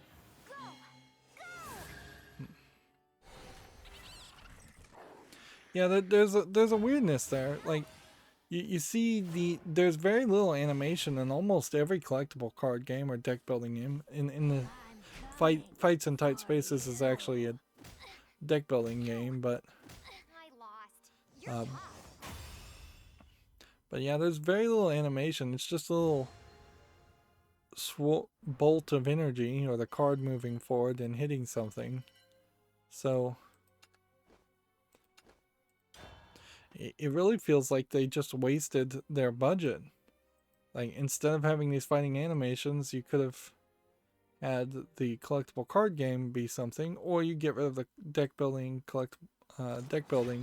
aspect. It's not a collectible card game, it's a deck building game, and just had a beat 'em up game, which that's probably what this should have been. Is just a beat 'em up with a unique art style where you go from room to room or you side scroll. Yeah. Like, I hate to poo-poo on new concepts and new ideas, but this really makes no sense to me at all. And it's prologue, so it's not going on the follow list. I may have to start curating prologues. Here's that game. Here's another Sudoku game from Studio Goya, which apparently I now have realized is a YouTuber that makes these, and apparently these are pretty good. You can see there's quite a few of them. Killer Sudoku deserves to be on the fall list. but arguably I would want to just get like either sandwich Sudoku or classic Sudoku first and see how much Sudoku I really want to play. $4.99 seems like a lot, but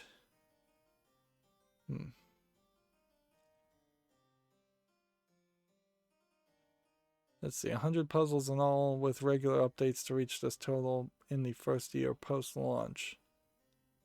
So the way I understand that, that means they're committing to another 100 killer Sudoku puzzles within.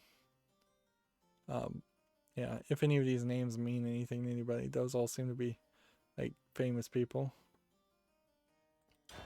And the price is maybe a little high, but I also would say if you're a YouTuber and your YouTube is all about doing Sudokus or creating Sudokus, and they're actually creating them from what I can tell, and testing them out, that's a hard YouTube channel to monetize and just have ads around. There's gonna be an incredibly small number of people that want to watch a YouTube channel around people doing Sudokus.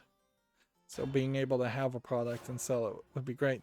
When I think about like my YouTube channel as a video game critic, there's not much I'm creating, frankly, and we've seen this with like PewDiePie and his video games that have sold that they aren't really much games or anything of interest, or Angry Video Game Nerd, his games aren't that good either. Penny Arcade, kind of another example of that, where games get made because of a celebrity and then not really good.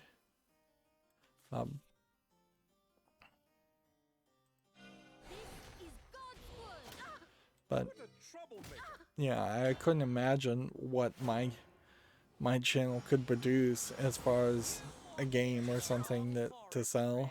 I could certainly get merch, and that's what you see most people do, is they just get merch and sell it, and then they get killed on the percentages and the shipping and the low quality of the merch often.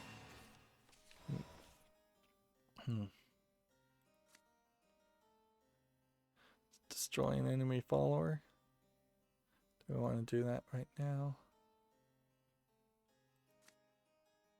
Kind of feel like I don't have anything else I can do.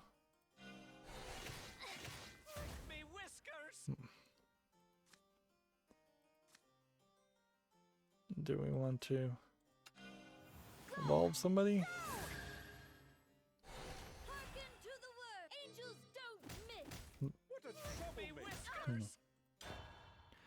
Let's see. Next we have a game called Hust Om 10.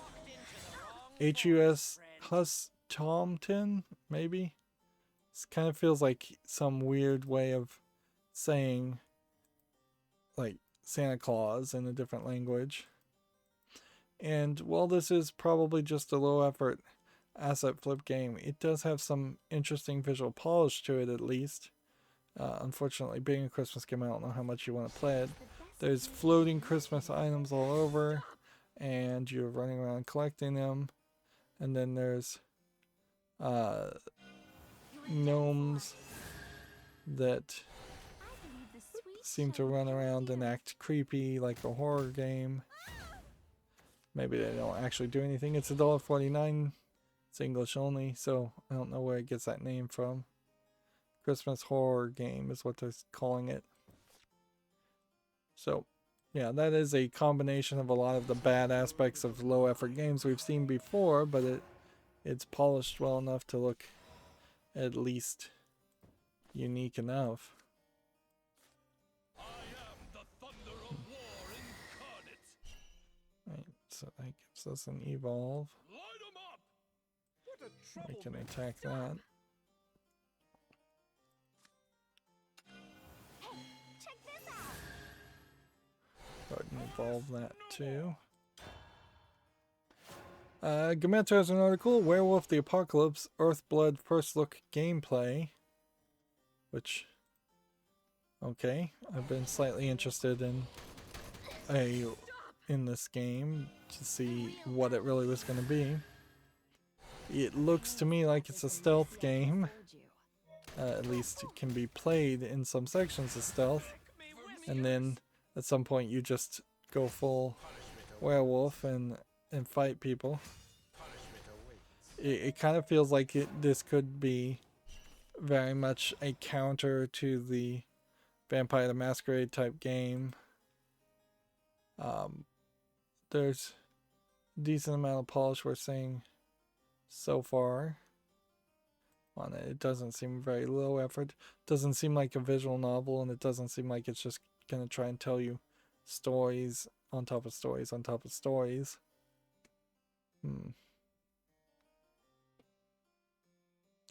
There was a game where you got infected with some kind of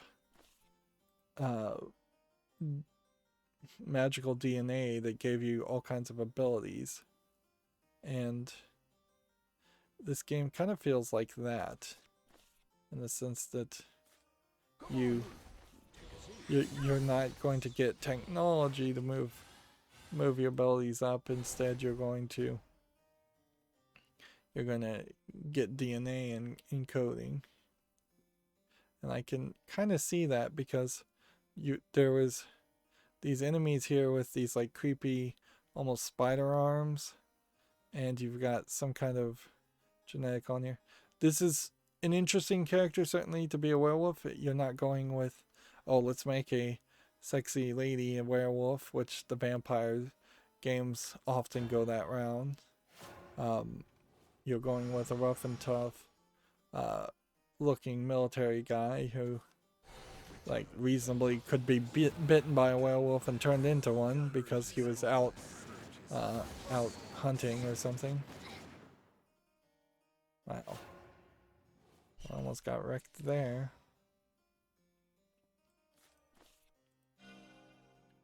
Drunken dream must end. You are forgiven. Okay, this one's all. Have one last cup. Farewell. You are forgiven. Alright, so then what I'd have to be able to do is kill that guy. And I didn't. So I lost. Next we have a game on Steam called Northern Lights, and I can see the beginning of the end, and we really haven't even gone that long. You're tough. Northern Lights might be interesting, or it might just be a survival game in the snow. Here we can see it's mostly negative already. It's early access. I feel like if something is mostly negative and it's only got 31 reviews, then I don't even need to put it on the follow list at this point. Not very fun at the moment, definitely needs more baking. Honestly, comes across as a cheap ripoff of The Long Dark. It's a good thing to copy, but I don't see what's new or better. Thing this brings to the table lacks artistic sense or quality. Okay. So yeah, I'm not going to put that even on the fall list if it launched itself in such a terrible state. Techraptor has an article here. Another Nintendo Indie World Showcase will launch tomorrow, which feels like Nintendo is just, at this point, intentionally counter programming against things like the Video Game Awards, while not really wanting to dip its toe in actually and making announcements or having its own show. It could also be a case that Nintendo, even though the Game Awards did have some announcements for Nintendo games, it might be that there were some games that wanted to have announcements for the Game Awards and they didn't have time for it, or they didn't allow it. And so Nintendo may very well just come out and sweep up the last remaining game developers out there that want to announce something after an event like this. Gematsu has an article here. Ender Lilies Quantus of the Nights launches in early access on PC on January 21st, 2021. Full release planned for PS5 series, PS4, Xbox One, Switch, and PC. What's funny here, I would say, is Ender Lilies sound like something from Minecraft. I don't think there are any kind of flowers or anything that are called Ender anything in the real world. Or that the phrase Ender even exists in the real world, outside of Minecraft. Let's see. We have this image. Looks like it might be a side-scrolling hack and slash game. Seems like you're either playing as this light anime girl who's maybe summoning a dark character to fight from. Although maybe there's just like nothing here at all, because I'm seeing platforming so far and I'm not seeing fighting, and I'm not really seeing a lot of enemies. She eventually summons a character who seems to do all the physical things for her. And she must summon other kinds of characters later. Alright. Well, it looks like there's a game here. It almost feels Castlevania-esque. And it, now that I look at it, very, very unique dark art style here. Yeah, that looks interesting. Interesting enough, at least. Let's go ahead and hit that. And hit that. And we'll go ahead and play that.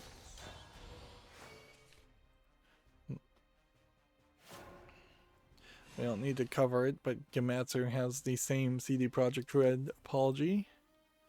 Like, of course, that'd be something that everybody would report on. Here we have another example of them apparently taking away all restraints as far as what you can name your game on Steam. And now we have Starship Turd Nugget, Too Cool for Stool. And this is obviously just a low effort asteroids game, although in all fairness I will say they seem to have done a better job at animating their icons in this asteroids game than I've seen some other games do it. This is a game that is way overpriced at $7.19 and has a third-party EULA and is English and claims to have full audio, and I think you would be a complete fool to actually believe that to be the case.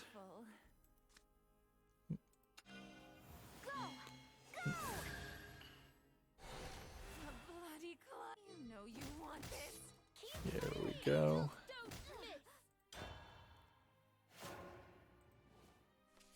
Obviously that's not making it to the follow list. Next we have a game on Steam called Toy, T-O-I, which they call a top-down shooter, but looks terrible. This really looks like a first year high school student project at best, if not middle school. $7. English, yeah, nothing there.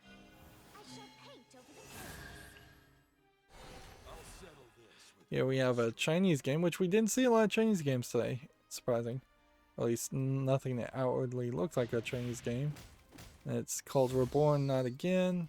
We're back to the point where the images don't want to load on the first try, but everything else seems to be working. Actually, this does not look too bad on the screenshots. It looks like a platformer in kind of a dark world, much like Ender Lilies, but not quite as polished. And it seems like you have the same summoning ability too. So this literally might just be counter listing of a different game. It says early access for $6.79 English and Chinese. And I think that deserves a follow. Like, no guarantee that's going to be great, but it deserves a chance. I would have thought that that developer had listed something else, but I guess I was wrong. Drunken dream must end. There we Angels go.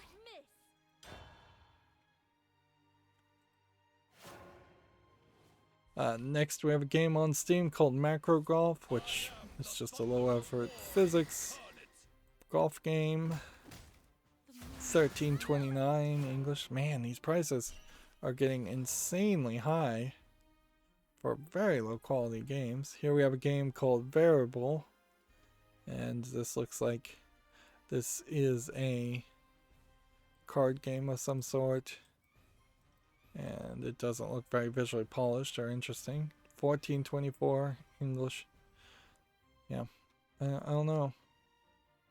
I know there was a big hack that was announced, but I haven't heard the fullness of that. As far as it seemed like government agencies in particular were targeted and perhaps successfully hacked. You almost wonder if half of those low effort Russian and Chinese developers are subcontracted sometimes to run the hacks instead of making more money laundering low effort games. But I mean that is just baseless speculation.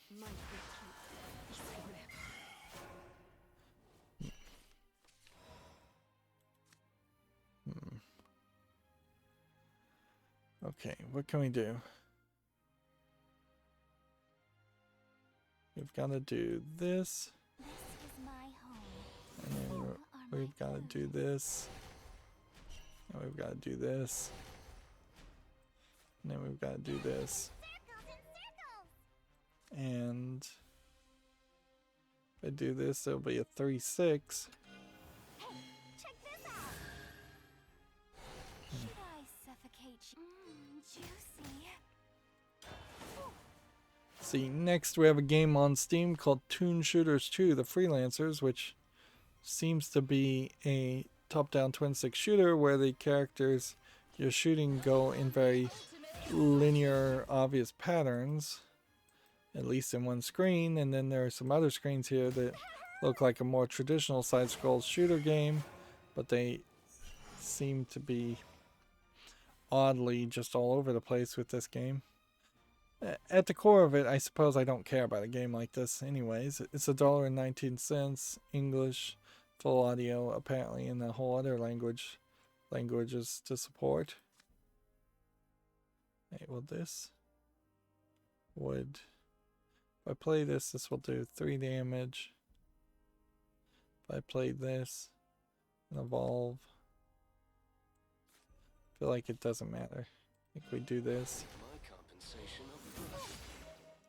And then I think you do this. I'll show you something nice. And I think we can't evolve anyways, so.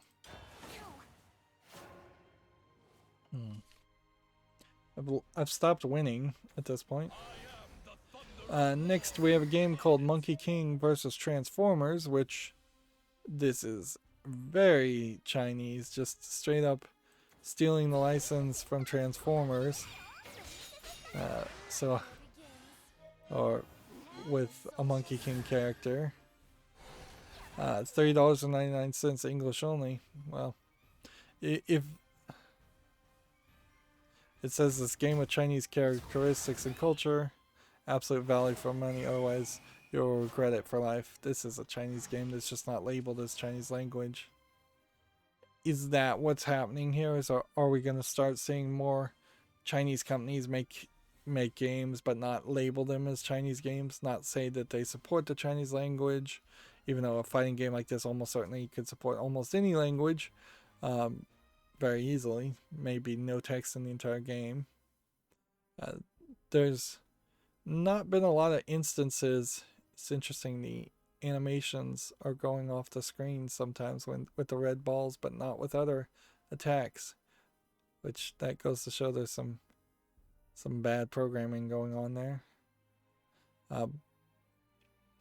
We don't see a lot of instances of just straight up stealing somebody else's copyrighted content either, and this at least not so extremely blatantly. And at a certain level you can almost not care about them stealing the Transformers license, considering there's been nothing but terrible Transformers games anyways, but that's not really a fair legal argument. So I suppose at a certain point that does open the door to a case where perhaps now, if Valve is going to not care about what gets listed, maybe Valve is really not going to care what gets listed, and we'll start seeing more things that don't really deserve to exist. Where are we with the Battle Pass? I think we'll just wrap up and go through the rest of the stuff without playing anymore. Yeah, it's still a long way, like, to get to 80. 80 is minimum, 100 is, I guess, maximum of what you would want. Like, so even if I had been able to get some real bonuses here, I'm only up to 56, which would certainly, if I put the money in here and bought it, give me some card packs and things. I don't know. I just don't feel like I want to support the Battle Pass. I'd love to see the Battle Pass completely fail on the first month. Nobody put any money in it, and them to come out and say, we're not doing Battle Passes anymore. This was a huge mistake. That's what you'd want to see.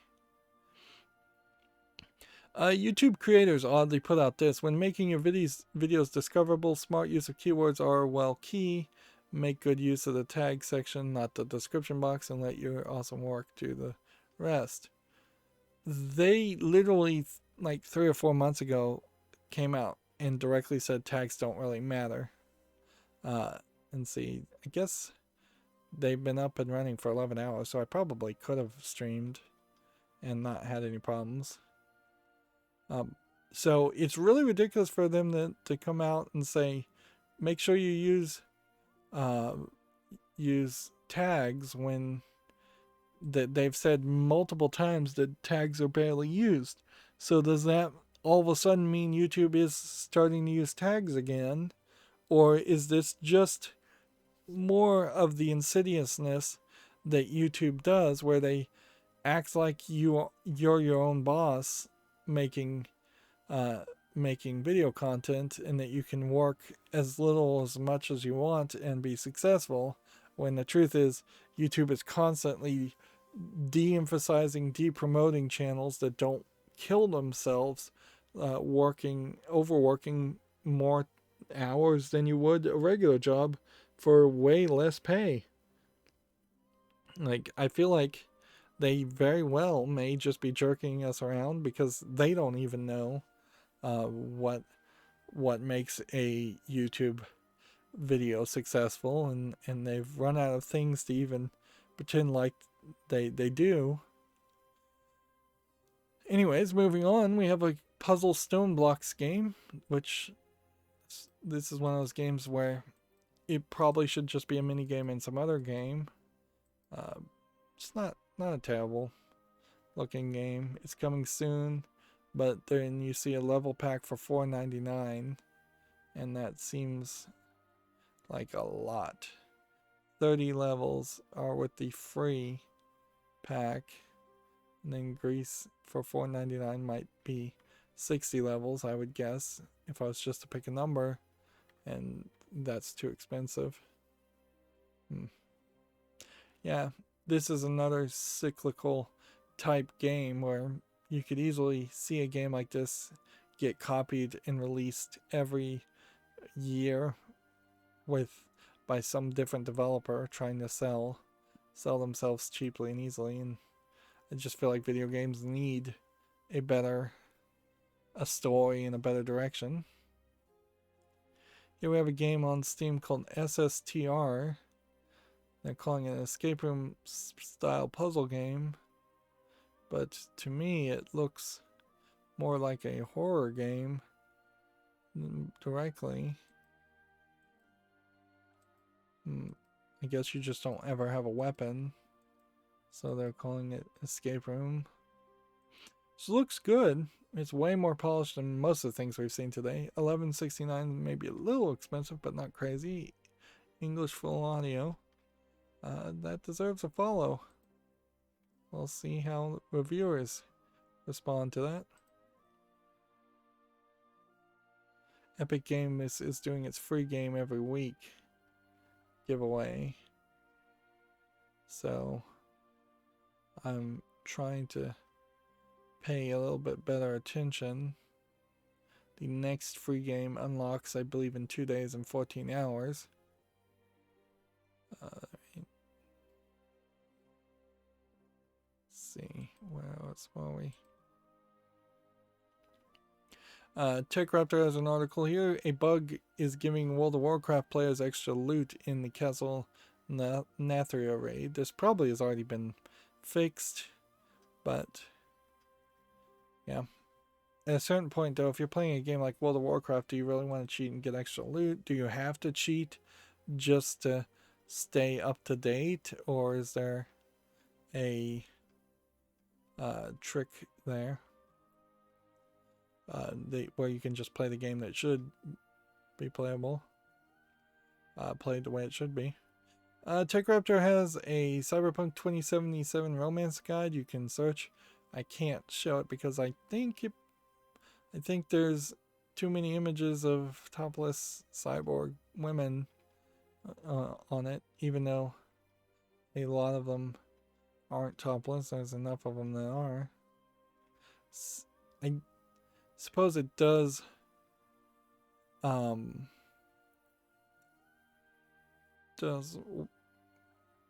make it worth mentioning that there are apparently 4 or 5 secondary romances in the game, and 1, 2, 3, 4, 5 major romances in the game. So that is more than, I believe, the 3 or 4 romance paths you could do in The Witcher.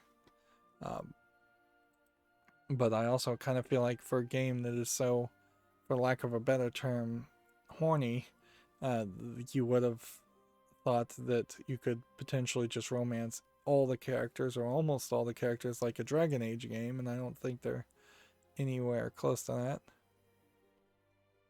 that. Next, we have a game on Steam called Conrun Virtual Gym, which I think is trying to be like the Wii Fit game without really having the accessories to be able to pull that off. And it's not visually polished at all. It's early access. It's $4.99. It's English full audio. Once again, I feel like the point of working out in front of a mirror in a gym is so you can see your form. Doing workouts in VR is a really bad move. You're gonna do it wrong. You're gonna hurt yourself. In this case, you're lifting like dumbbells, but you're not being encouraged by this video to actually hold dumbbells in your hand. And yeah, a lot of the running seems to be just swinging your arms back and forth, and that doesn't seem like that's gonna accurately record whether your feet are in the right position or not. Moving on, Techraptor has an article here. Star Wars Squadrons 4.0 update launches, adding new ships and custom games. Probably will get Squadrons at some point and play it just about the same time when there's literally nobody else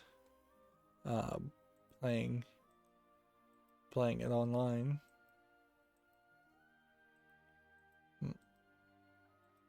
Well, this game creates an awkward question, certainly. We have Cyber Crush 2069 on Steam, which is a casual match 3 game that certainly implies adult content, but doesn't seem to actually have any.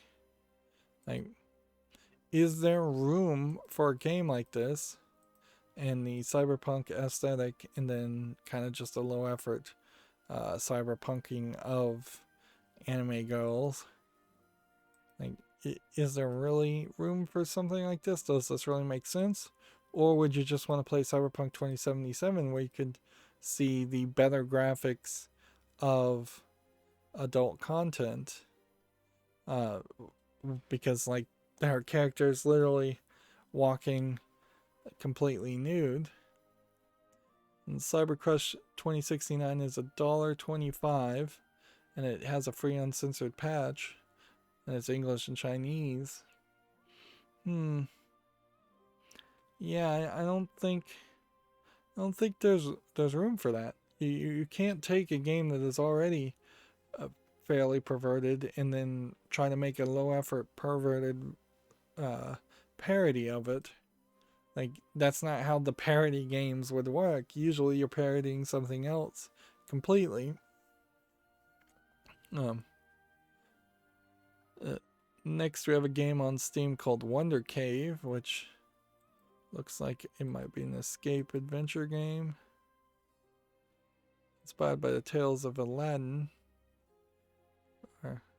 Interesting. This actually feels like it's telling the full story, or the original story of Aladdin, and not really heavily hanging on any of the events of the Disney Aladdin story.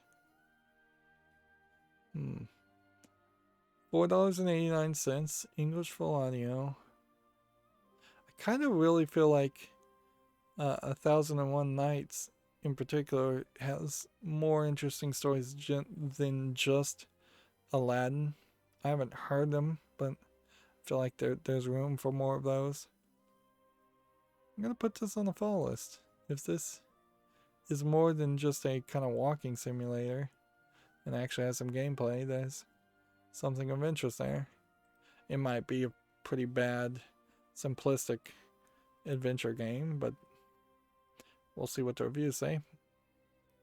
Next we have Russian Reality, which looks like it is a beat-em-up troll game. It's tagged LBGTQ.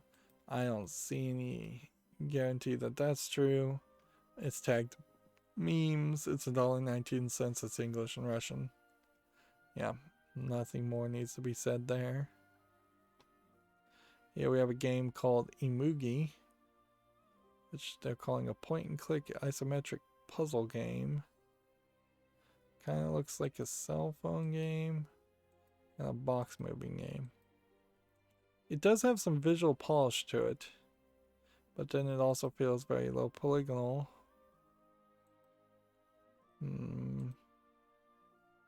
No, I don't think there's a game here. Looking at the actual movement, I just don't think there's a real game here. Yeah, that looks awful. This is free, it's English. Once again, I wouldn't be surprised if this is actually a Chinese developer just listing their game as English only. Although in this case, whoever's listing it is giving it away for free for seemingly no good reason. Next, we have a game on Steam called Enoco Keeper, which is just one of the line puzzle games where you have to draw a box to cut out a percentage of the picture, and there's anime girls behind it. We haven't seen one of these in quite a while. And once again, adult games that seemingly have come out over the weekend and not just Friday, although that does say the 11th. 99 cents English only. This one isn't even actually saying if there is any adult content. I don't think there actually is. It could be I'm wrong about this, certainly. We may find out that they were just super slow this weekend and they released a bunch of the adult games on Monday because they fell behind on Friday, or they took an early Friday off, and we never see this repeated in the next year, and they are going to be back to holding and withholding any releases of adult games until every second Friday of the month, which is what we've kind of been seeing as a pattern. Next, we have a game on Steam called Bad Apples, which looks like a low-effort player versus player Smash Brothers game. $6.99, English, Chinese, Japanese. Nothing there to put on the follow list. We have 3 more things until we open up. We have to go back and look at our Twitter feed. Here is that Game Boy game that I had talked about that it has adult content, even though they're not really showing it on the Steam version. We have Slave Princess Sarah, and you can see a lot of cleavage being shown here. And it's literally just the green low pixely image. Now, you can do a lot with just pixely image, but a higher resolution, much higher than what Game Boy actually could handle. You can also pull a lot of tricks by having fonts look like they're very pixely, like each little square here being 1 pixel, but it's actually quite a few more pixels. Like when you look at the jagginess here, that's way smaller than a pixel here. But you're not going to get very far as showing adult content on green grayscale in a 4:3 ratio. And the actual game itself is just kind of a Zelda clone. There's like no reason for it to exist in this format other than somebody did not want to put in the effort to make a better looking game. The current new Zelda games don't look like this for sure, and there's a reason for that. This is $11.24, English, Japanese, and Chinese. And yeah, I'm not going to, for a second, even consider putting a game like this on the fall list at that price. That's not acceptable at all. Next, we have a game on Steam called Victoria Claire and the Mystery Express, which just seems a little kind of bad animated, but not terrible animated. You know, there's some bad drawings here, and some rough drawings on the thumbnail. Let's see. It's free. If this was a student project, I'd put it on the wish list. But I don't think it's a student project. English full audio. I don't know why. I don't know why you'd put a game out like this other than maybe this developer is just trying to sell a soundtrack. Or maybe he's just trying to teach himself how to list games and sell games. This honestly does feel like somebody's trying to be a video game developer and they just lack an artistic ability instead of just making a low effort game.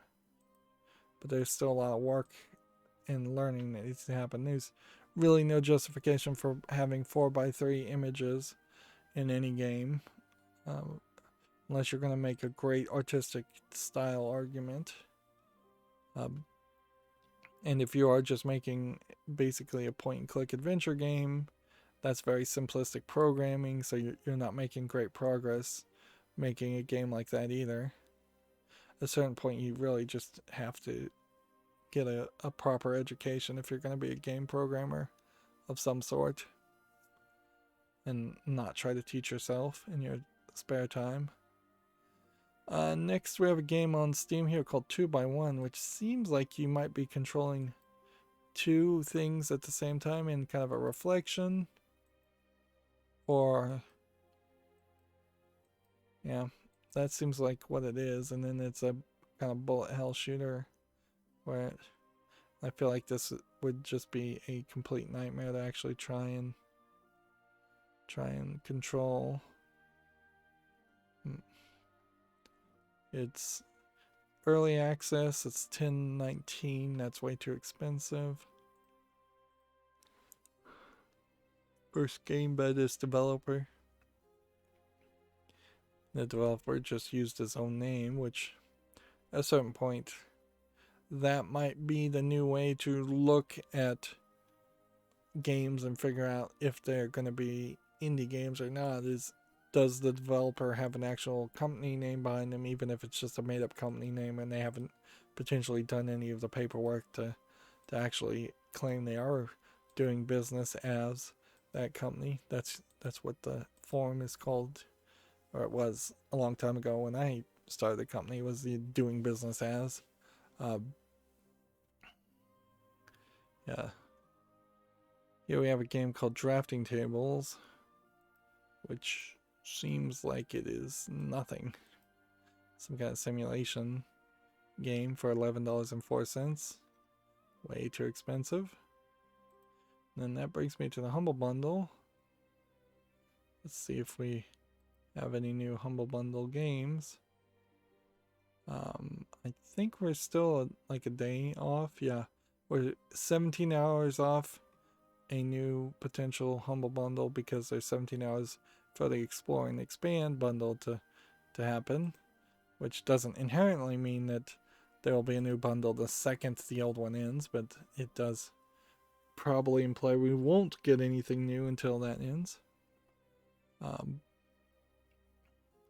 National Video Game Museum just tweeted a minute ago, and they're showing off, and I might as well just show it off myself. There's kind of no reason not to. Showing off this Super Multi-Tap 2 Bomberman adapter for the Super NES.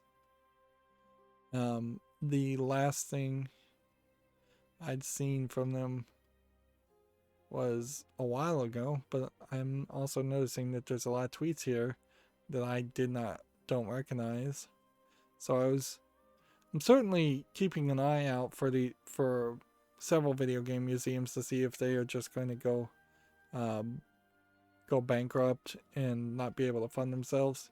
It would make a lot of sense for museums of all types to really, really struggle during this pandemic, since all their money is coming from visitors and ticket sales and possibly donations. Let's see.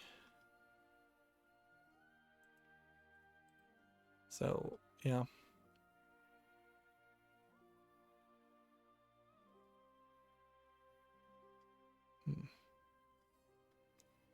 OBS just updated. We'll talk about that.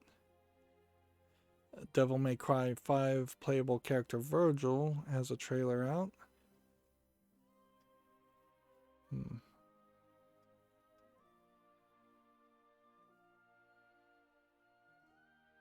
Bunch of Binding of Isaac stuff is apparently on sale.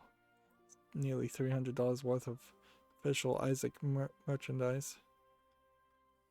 I haven't seen the Binding of Isaac creator tweet anything in a while. Probably. Yeah, I really do feel like Twitter's kind of... Either I've stopped checking Twitter as much, or Twitter has gotten somewhat less consistent as far as showing things. Yeah. So here we have a Gamatsu article. The Super NES and NES games Donkey Kong Country 3, The Ignition Factor, Super Valis 4, Tough Enough, and Nightshade are coming to Nintendo Switch Online on December 18th.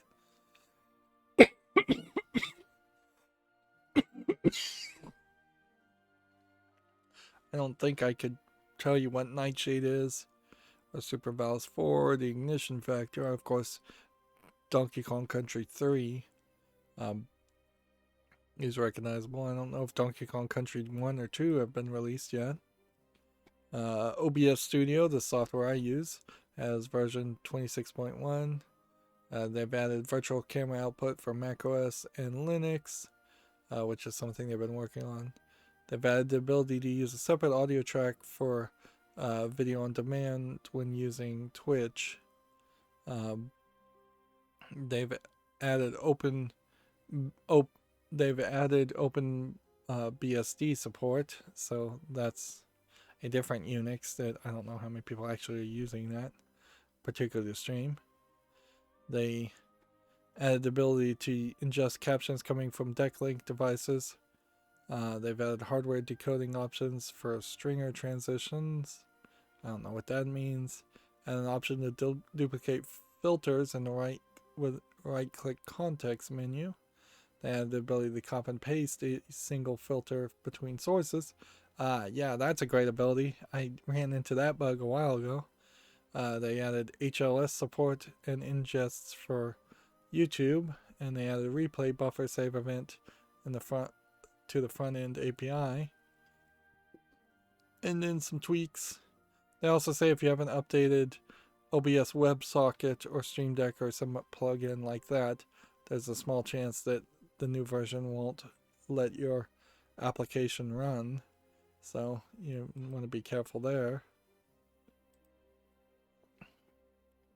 And then let's see.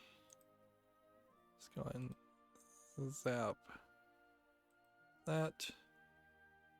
Here we have the sale of Binding of Isaac stuff, and it's just this giant wall of stuff for $19.99 and $1.99. Man, that's a big difference. 4 Souls collectible figurines, 3 figure packs, 4 Souls collector figurines, season 2, limited edition pin set, the tarot cards series 2, drink coasters, Afterbirth plus items and trinket poster, Afterbirth plus title poster, and the tarot cards wall poster. Can we get a bigger picture though? Somewhat. So some of these are posters, some of these are actual cards. I would assume that these are actually figurines, and so these are actually the cards, these are the pins, these are the drink coasters, and this is a poster, obviously. And so this is like the tarot cards, but not as cards, as a poster, which I think at one time they were selling the Binding of Isaac tarot cards. Of course, you have to also be interested in the art style of Binding of Isaac to find any of that interesting, which is not everybody, certainly. And then finally for the stream, we'll end on a job listing, which we usually don't do. There is a Gamma Sutra job listing for Petroglyph Games as a graphics engineer in Las Vegas, Nevada, which very questionable whether you want to work in Las Vegas at the moment or ever. And yeah, I guess that'll be that, because there's not going to be any more news. So with all luck, we should be back at a regular scheduled time on Wednesday. That's going to be it for this stream. As always, I ask you to like, share, subscribe, comment, and watch every second of my videos. If you want a friend or follow me on any social media sites, there's a whole bunch of links down below. And if you want to support me further, there's a link to Patreon, or you can friend me on Steam and get me a game off my wishlist. Thank you for watching. Have a good evening.